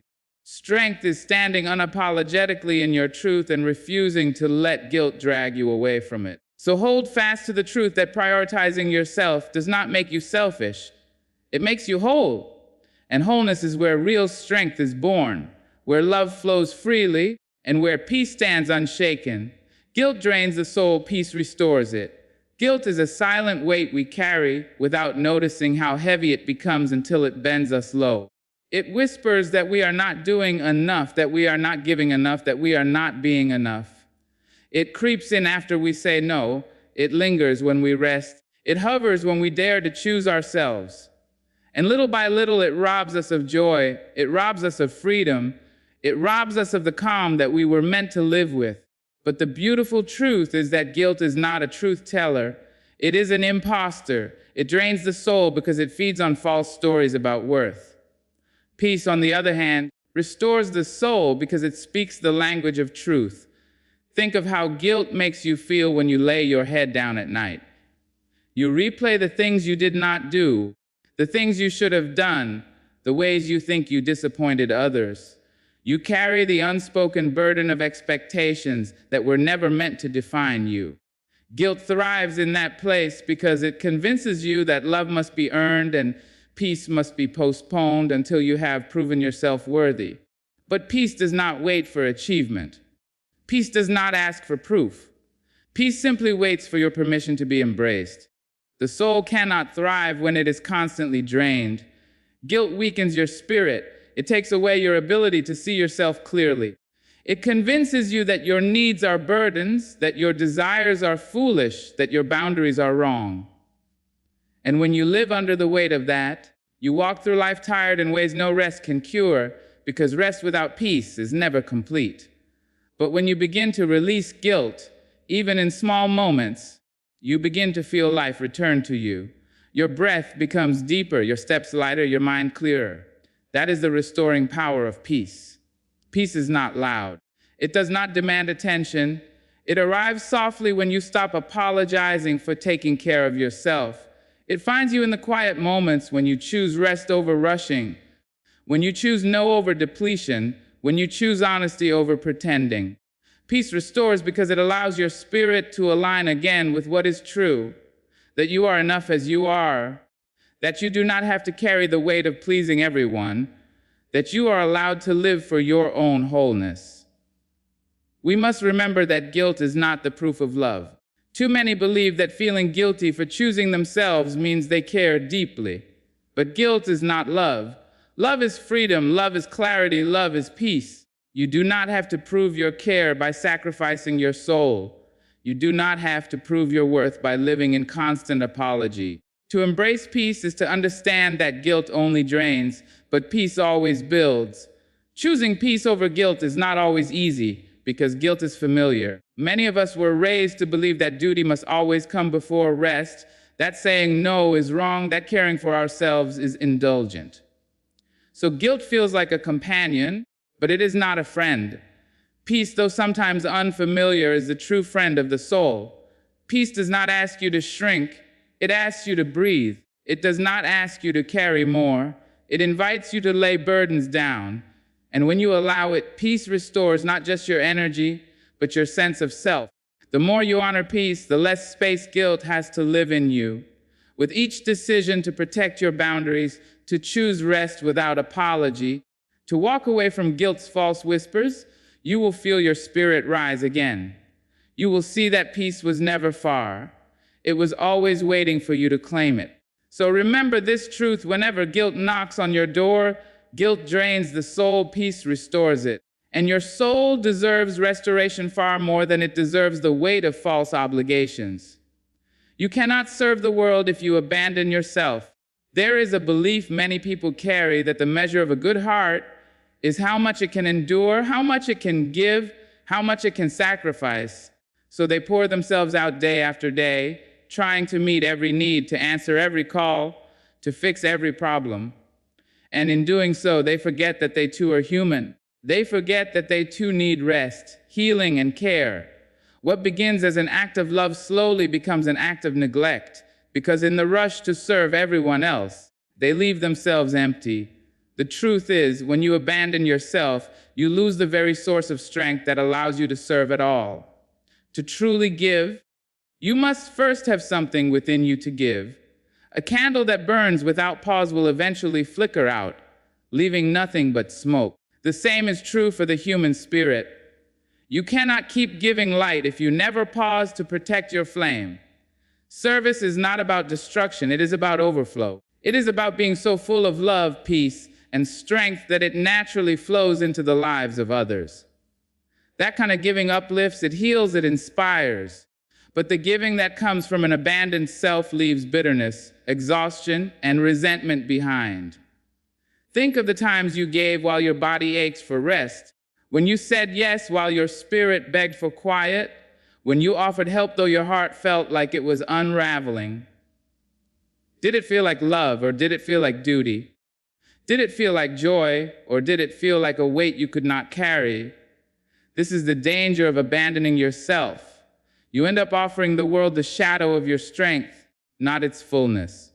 And no matter how noble your intentions, an abandoned self cannot pour out true love. When you choose to honor yourself, you are not withholding from the world, you are preparing to serve it better. By resting, you restore your mind. By protecting your boundaries, you keep your heart whole. By saying no when you must, you make space for the yes that truly matters. You become more focused, more compassionate, more present. People can feel the difference when you are serving from a place of fullness rather than emptiness. The love becomes genuine again. The kindness becomes radiant again. The giving becomes sustainable. The world does not need your exhaustion, it needs your vitality. It does not need your guilt-ridden sacrifices, it needs your authentic contributions. And that authenticity only comes when you refuse to abandon yourself. You have a responsibility not just to others, but to your own soul. Because when you honor your soul, you are honoring the very source of the love you share with the world. Some may not understand. They may say you have changed. They may ask why you are no longer available at every moment. But protecting yourself does not mean you love less. It means you love wisely. It means you have learned that your peace is not optional, that your health is not secondary, that your joy is not negotiable. And by living that truth, you teach others that it is possible to give without breaking, to serve without losing yourself. You cannot be everything to everyone and remain whole. You cannot sacrifice yourself endlessly and still believe you are living fully. But you can love yourself enough to remain strong, and from that strength, you can serve in ways that truly matter. The world will be blessed not by the pieces of you that are left over, but by the fullness of a self that has not been abandoned. So remember always, you cannot serve the world if you abandon yourself, and the best gift you can give to others is a self that is whole, at peace, and alive. True freedom begins when you honor your own needs. For too long, freedom has been mistaken for the absence of rules, the ability to do whatever you please, or the approval to chase every dream without restraint. But real freedom is far more intimate, far more personal. It is not found in the wide roads of endless choices, but in the quiet strength of choosing yourself without apology. You can live in a world full of opportunities, yet still remain chained if you constantly ignore your own needs to satisfy the endless demands of others. To honor your needs is to unlock the door to a freedom that no one can take away from you. Every person carries within them a well of needs that go beyond food and shelter. You need rest, you need space to breathe, you need moments of silence, you need joy, you need love, you need dreams to chase. But when life becomes a race of pleasing others, these needs are often pushed to the bottom of the list. You tell yourself you will rest later, you will dream later, you will heal later, yet later never arrives because new demands always appear, and your freedom becomes nothing more than a distant hope. The truth is that freedom is not postponed. It is chosen here and now by listening to what your spirit asks for and giving it room to be fulfilled. The weight of neglecting your own needs is heavy. It shows up in your body as fatigue, in your mind as confusion, in your heart as quiet sorrow. You may still be moving, still serving, still smiling, but beneath it all you feel caged. And that cage is built not by others, but by the walls you raise when you deny yourself what you truly require. The keys to that cage are already in your hands. They are the choices you make each day to honor or to ignore yourself. Every time you say no to what drains you, every time you say yes to what restores you, you are unlocking those doors and stepping into freedom. There is a misconception that honoring your needs is indulgence. But indulgence is excess while honoring yourself is balance. It is the recognition that your peace matters as much as anyone else's peace. Your rest matters as much as anyone else's rest. Your joy matters as much as anyone else's joy. And the moment you begin to live with that understanding, you start to feel lighter. You no longer carry the guilt of denying yourself. You no longer live shackled to endless expectations. You begin to breathe deeply again. And that breath is freedom itself. Freedom is not about escaping responsibility. It is about carrying responsibility without breaking beneath it. And you can only do that if you are cared for, if you are whole. You cannot call yourself free if you are bound to exhaustion, if you are enslaved by guilt, if you are shackled to the fear of disappointing others. True freedom comes when you are unafraid to say, "This is what I need right now," and you honor it without apology. That declaration is a form of courage because it defies the belief that your worth is measured only by your service to others. When you honor your own needs, you discover that your freedom does not depend on anyone's approval. It does not require permission. It does not wait for validation. It grows from within, steady and unshaken. And once you taste that freedom, you will never again confuse it with the shallow comfort of people pleasing. You will know the difference between living for appearances and living in truth. You will know the difference between wearing chains quietly and walking in peace boldly. So let yourself rest, let yourself heal, let yourself dream, let yourself be nourished. Because true freedom does not begin when the world changes. It begins when you change the way you treat yourself. True freedom begins when you honor your own needs, and that freedom will always lead you back to peace. Living unapologetically at peace is the highest form of courage. Courage is often painted as loud, as dramatic, as the kind of strength that battles storms and stands against armies. But the deepest courage is not always loud. Sometimes it is quiet, steady, and calm. It is the choice to protect your peace even when the world expects you to constantly give, constantly explain, constantly perform. It is the choice to live without apology for valuing your own soul, even when others misunderstand or criticize you. That is courage in its purest form. It is easy to go along with what the world demands.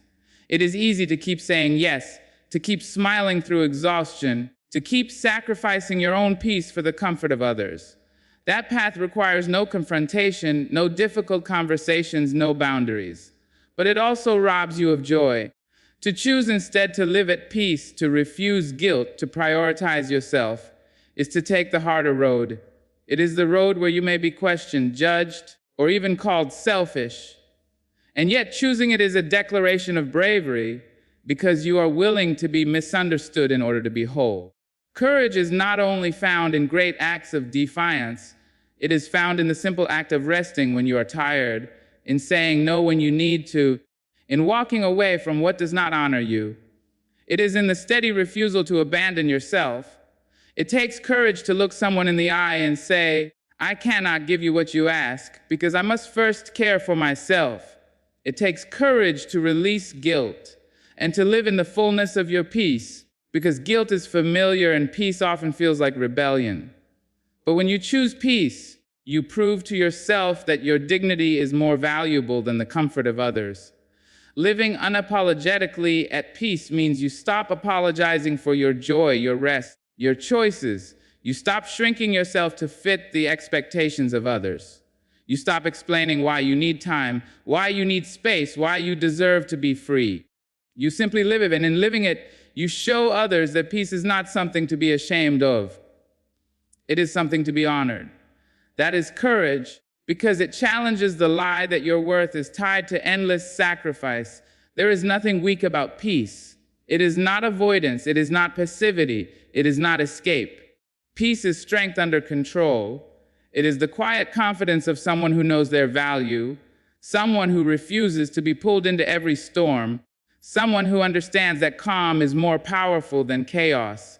To live in that truth every day without apology is to embody courage that does not need to shout.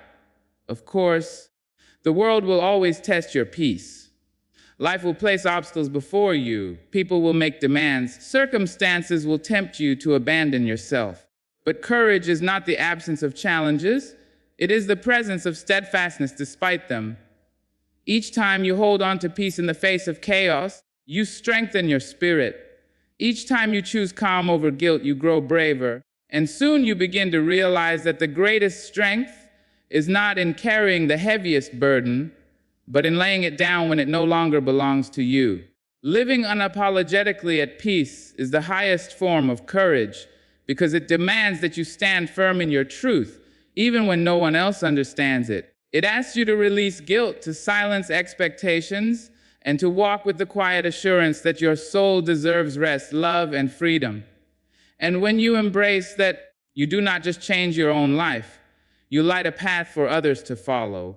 So remember, to live unapologetically at peace is to live courageously, and that courage is what will carry you into a life of wholeness and freedom. As we come to the close of this journey together, remember that peace is not a reward to be earned. Guilt is not a measure of love, and your worth is not tied to how much you give or how much you endure. Choosing yourself, honoring your needs, saying no without apology, and standing unapologetically in your truth are not acts of selfishness. They are acts of courage, strength, and love. When you embrace these truths, you are not only freeing your own soul, but you are showing the world the profound power of living authentically, with dignity and with peace at the center of your being. Carry this with you as you move forward. Let your decisions honor you, let your boundaries protect you, and let your life be a reflection of the peace that is always within reach. Trust that prioritizing yourself is a gift not just to you, but to everyone around you. For only a soul that is whole can truly give and inspire. Thank you for listening, for opening your heart to this message, and for taking steps toward living unapologetically at peace. I wish you the courage to honor yourself, the wisdom to protect your joy, and the freedom to embrace your life fully. Good luck on this journey of self-love, peace, and empowerment.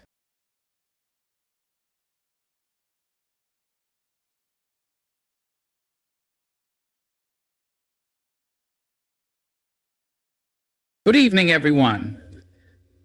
Imagine walking down a long road, sun setting behind your back, casting shadows of your own self you never stopped to study. Now imagine along that road you meet someone different walk, different talk, different tears. You don't know their story, but still they smile. That moment right there is the beginning of understanding. See, we live in a world dressed in noise. Folks talk before they listen and judge before they see. But understanding, oh child, understanding is a quiet thing. It don't shout. It sits soft like a breeze brushing across your face on a hot summer day. It doesn't force its way in. It waits to be welcomed. When we take the time to truly look into the eyes of another, not just glance, but look deep into the worn places, the broken places, the bright, shining places, we begin. And understanding ain't always easy. No, ma'am, no, sir. It requires patience. It requires we put our pride in our pocket and open our heart just a crack wider. When we walk into a room, we carry with us the weight of our own experiences, the echoes of every joy, every sorrow, every teaching that shaped us. We see the world through a lens built from our past, and too often, we forget that others walk in carrying their own burdens, wearing shoes molded by miles we never traveled. It's easy, so easy to glance at someone's actions or hear their words and draw conclusions shaped by our own biases. But when we let judgment lead, we block the door to understanding. Judgment is loud. It walks in like it owns the place. It points fingers. It raises eyebrows. It speaks before truth has even had the chance to introduce itself. And when judgment speaks, understanding goes silent. Because understanding doesn't fight to be heard. It waits. It listens. It leans in close, without interrupting, without assuming. There's a certain kind of strength in choosing not to judge. It takes courage to pause and say, I don't know everything about this person. I don't know what they've seen or what they've lost or how hard they had to fight just to stand here in front of me. When we drop our judgment, even for a moment, we create a space where honesty can grow. We give people permission to be human. And in doing that, we begin to be more human ourselves. Because truth be told, we've all been misunderstood. We've all been seen through the wrong lens. We've had our intentions misread, our pain overlooked, our joy questioned. And in those moments, didn't we all wish for one thing? To be understood, to be given the benefit of the doubt, to be met with grace instead of criticism. That wish we hold in our own heart, that same wish lives in everyone else too. Understanding doesn't require that we agree. It doesn't mean we accept harm or excuse wrong. No, understanding is wiser than that. It separates behavior from identity. It says, I see what you did, but I also want to know why. I want to understand what brought you here, even if I don't walk with you beyond this moment. That's not weakness. That's love with its sleeves rolled up. People don't bloom in the soil of judgment. They shrink, they retreat. But plant a seed of kindness, water it with curiosity, give it the sunlight of your open mind, and you'd be amazed at what might grow. Some of the most broken souls are simply waiting for someone to care enough to see past the cracks. You may not speak their language, you may not share their beliefs, you may not know their struggle, but you can always choose to try. You can always choose to reach out instead of recoiling. And in a world that seems to grow colder by the day, that warmth matters. It matters more than we know.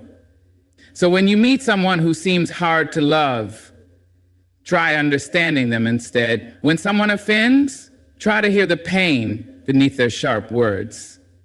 When someone is quiet, try to see the storms they might be weathering.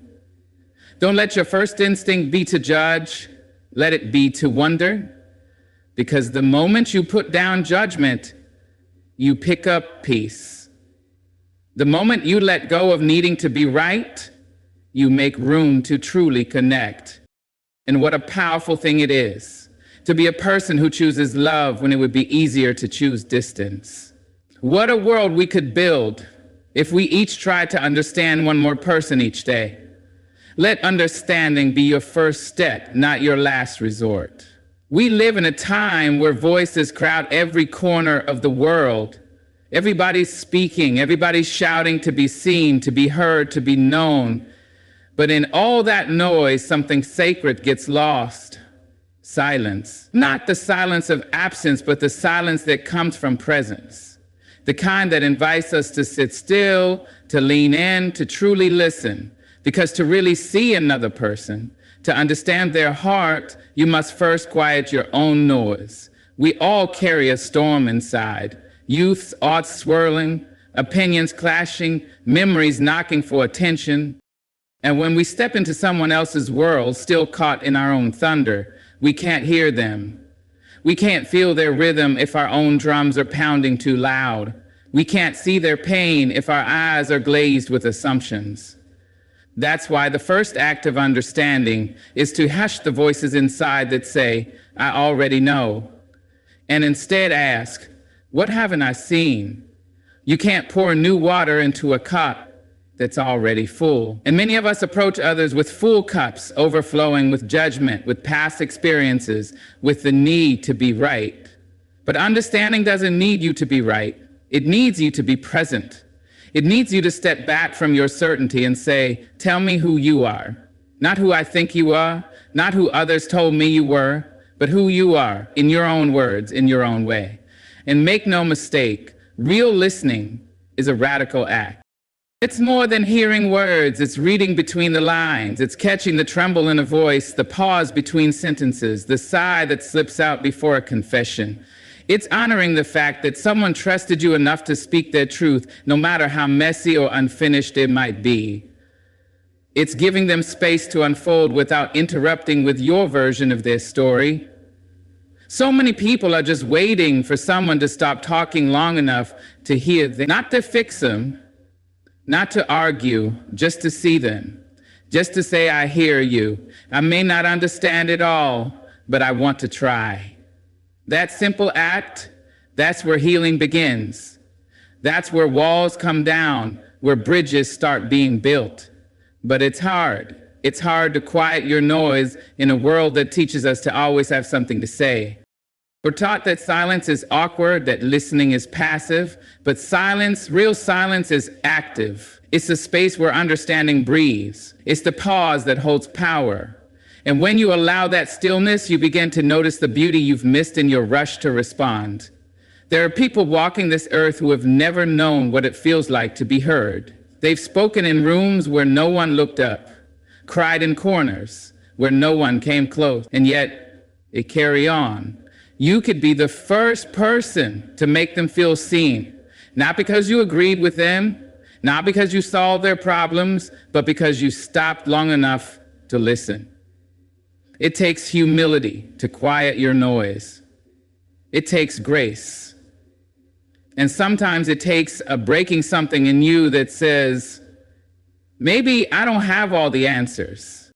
Maybe understanding starts when I start trying to speak over someone else's truth. And in that stillness, something sacred is born, connection. So the next time you find yourself with someone, anyone, try this.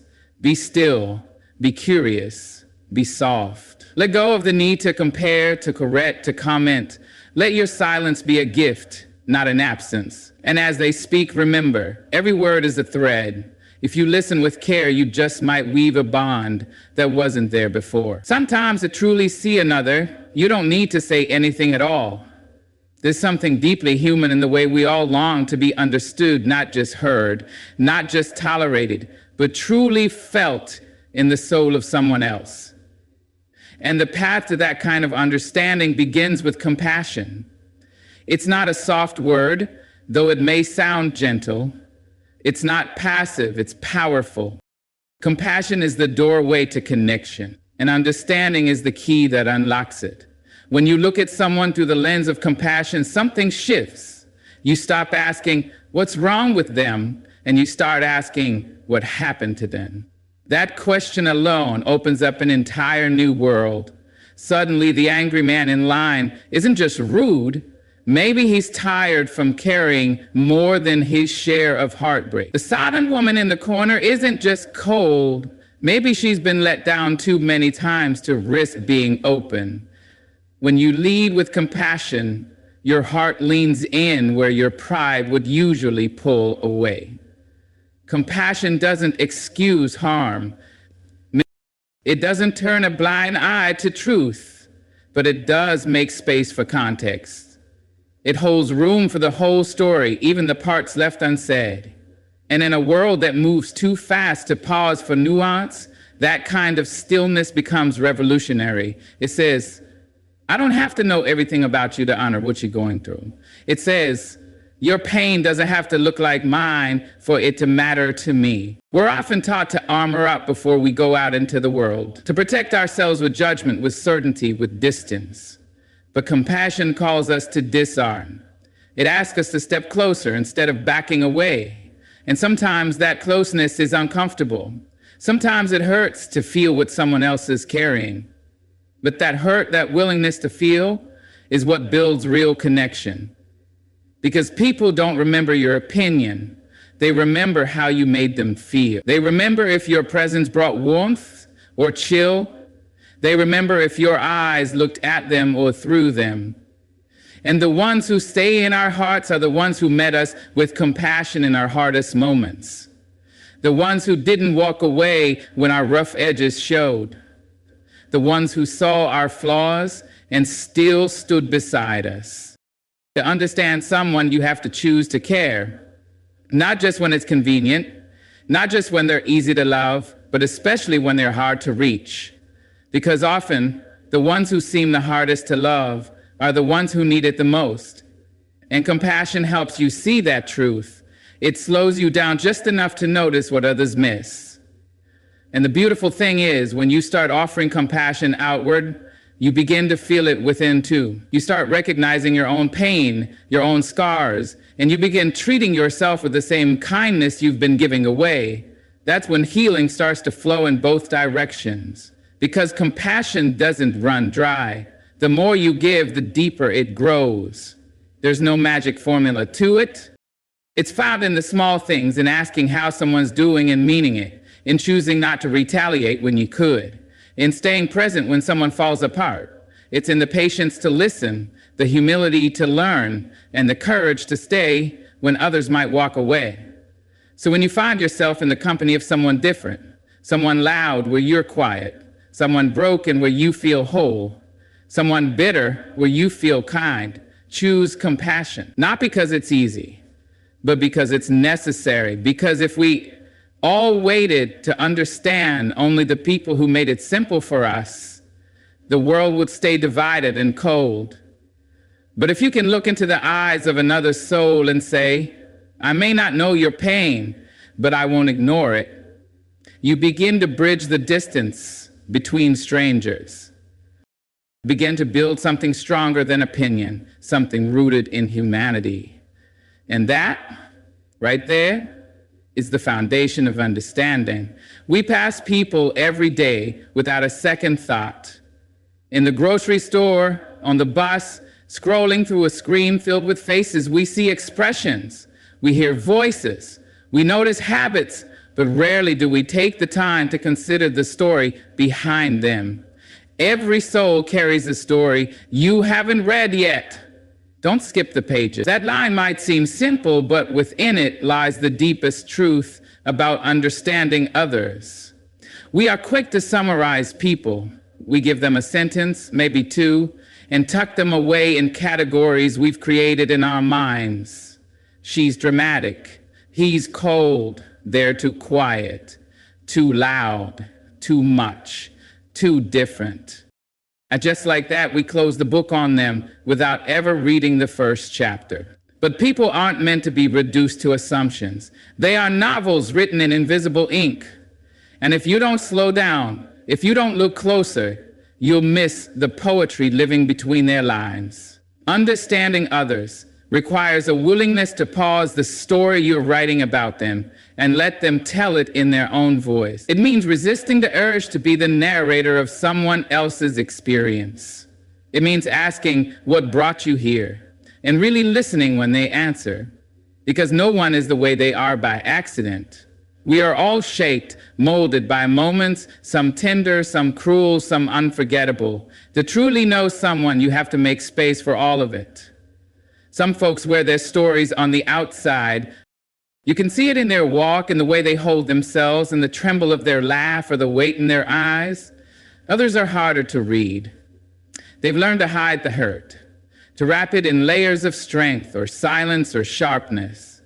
But that doesn't mean the story isn't there. It just means they're waiting for someone who cares enough to read deeper.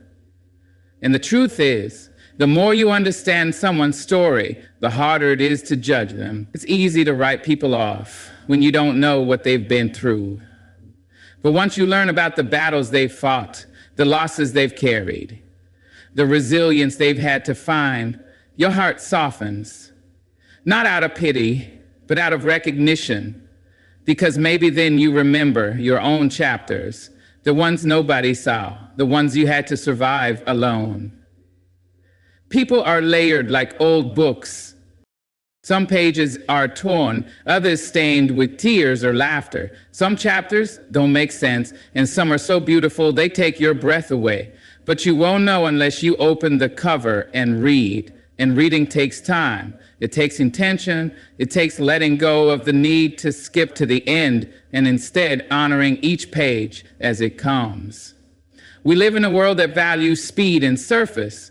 We're taught to move fast, speak fast, decide fast, but understanding is slow. It asks us to stay a while. It asks us to sit with people in their complexity without needing to solve them, without rushing to categorize. And in that slowness, something sacred happens. We begin to connect in ways that last, because the truth is, everyone you meet is more than what they show. The angry ones may be grieving, the distant ones may be scared, the cheerful ones may be carrying a quiet sadness. And you'll never know unless you take the time to turn the page and read. That's where compassion begins. That's where connection grows. That's where judgment softens and humanity rises.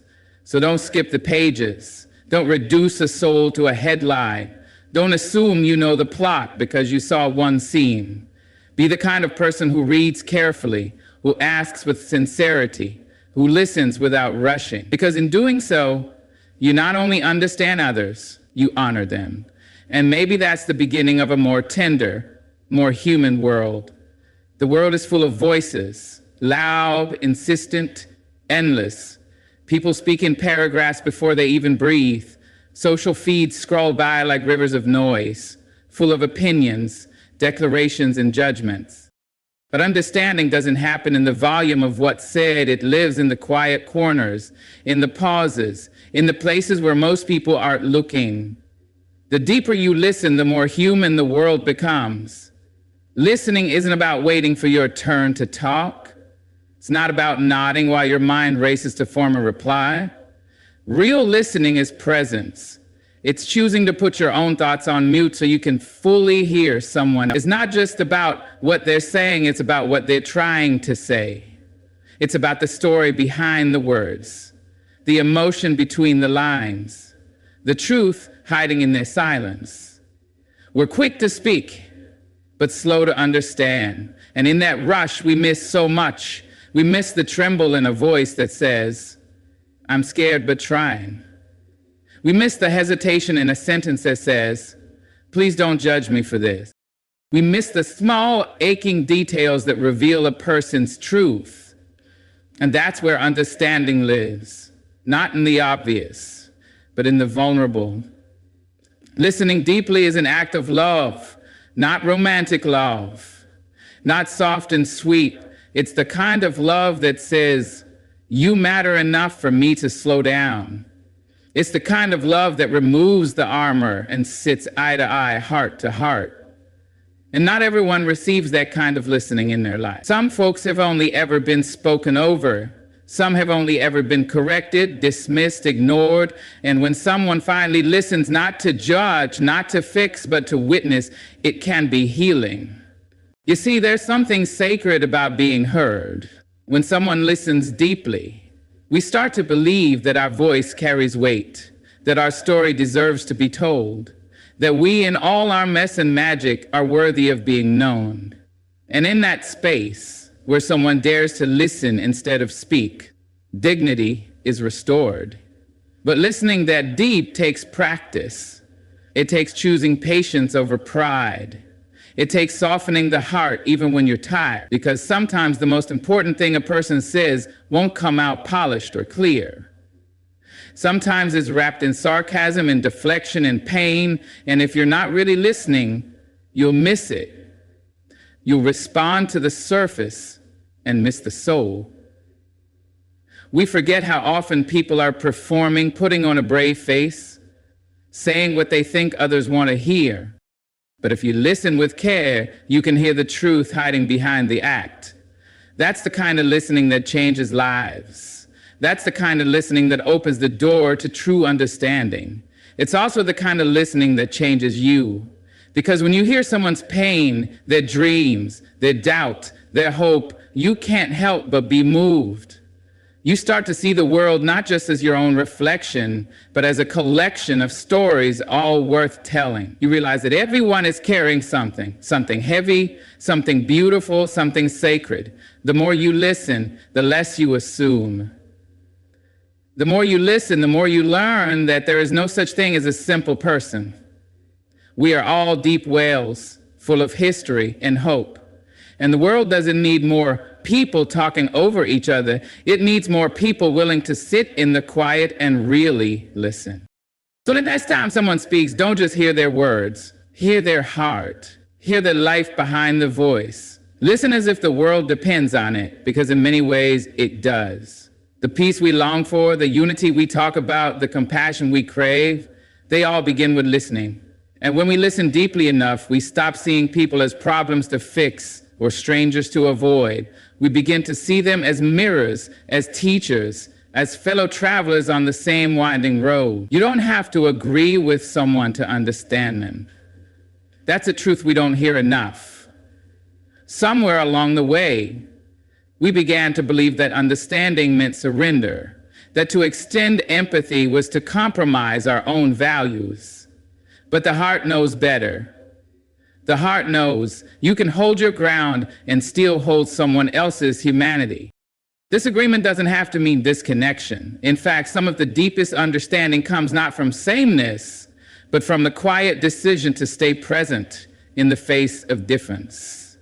It's easy to understand people who think like you, love like you, look like you, but true understanding is tested when the ground beneath your feet feels unfamiliar. When the person in front of you doesn't reflect your experiences, your worldview, your truth. We're conditioned to draw lines, to divide ourselves into tribes of right and wrong, good and bad, us and them. But life is not that simple. People are not that simple. And when we shrink them down to their opinions, we lose sight of everything else they carry, their joy, their grief, their resilience, their pain. We forget that there is a whole person behind every belief. Understanding doesn't require agreement, it requires effort. The effort to sit with discomfort. The effort to ask questions instead of making assumptions. The effort to recognize that someone can be shaped by a world you've never lived in, a culture you've never known, a truth you've never had to wrestle with. That doesn't make their experience any less real. It makes it worth understanding. There is grace in saying, I see where you're coming from, even if I don't walk with you all the way. That kind of grace doesn't weaken your voice, it strengthens your character. It builds bridges where walls used to stand. And we need more bridges, because the world is heavy with division, and people are tired of being shouted at. They are yearning to be heard, to be seen beyond their stance. When you take the time to understand someone you disagree with, you begin to see their why. You begin to realize that what they believe is often tied to what they've lived, that behind every opinion is a history, a wound, a hope. And suddenly, they're not just the other side, they're a human being with a story. You may not agree with the conclusion they've drawn, but you can still honor the path they took to get there. It takes maturity to sit in that space, to say, we don't see eye to eye, but I still see your worth. It takes strength to hold your truth gently enough that it doesn't have to crush someone else's. And it takes humility to admit that we don't know everything, that maybe there's something to learn, even from those who challenge us. Understanding is not about losing yourself. It's about expanding your vision. It's about seeing people in full color, not just in the shade of their opinion. And in that fullness, there is beauty, there is complexity, there is humanity. Let's not confuse understanding with agreement. One is a bridge, the other a decision. You can choose not to agree and still cross the bridge of understanding. You can stay true to yourself while making room for someone else. That's not betrayal, that's evolution. And perhaps the most powerful act of understanding is this: loving someone without needing to change them, listening without needing to win, being present without needing to control. That's the kind of love the world needs right now. That's the kind of strength that heals divisions and reminds us that we are more alike than we are different. So when you find yourself in disagreement, don't close the book. Don't turn away. Lean in. Ask. Listen. Learn. You don't have to walk their path, but you can still respect the road they came from. And maybe, in that space between your truth and theirs, you'll find something worth holding on to, something that sounds a lot like peace. So as we close this journey of words and reflection, let us carry one truth with us. Understanding others is not a task, it's a calling. It is the choice to look beyond what is visible and reach for what is real. It is the courage to soften in a world that hardens, the strength to listen when silence would be easier, and the grace to stay open when difference dares us to shut down. If we can slow down long enough to read each other's stories, to lean into compassion, to listen deeply, and to honor the dignity of those we may never agree with, then we do more than understand. We heal, we connect, we rise. So go forward with open hearts and listening spirits. Let your presence be a place where others feel seen. Let your kindness be the bridge that brings someone in from the edge. You may never know the full impact of your empathy, but I promise the world will feel it. Good luck on your path. Thank you for walking this part of it with me.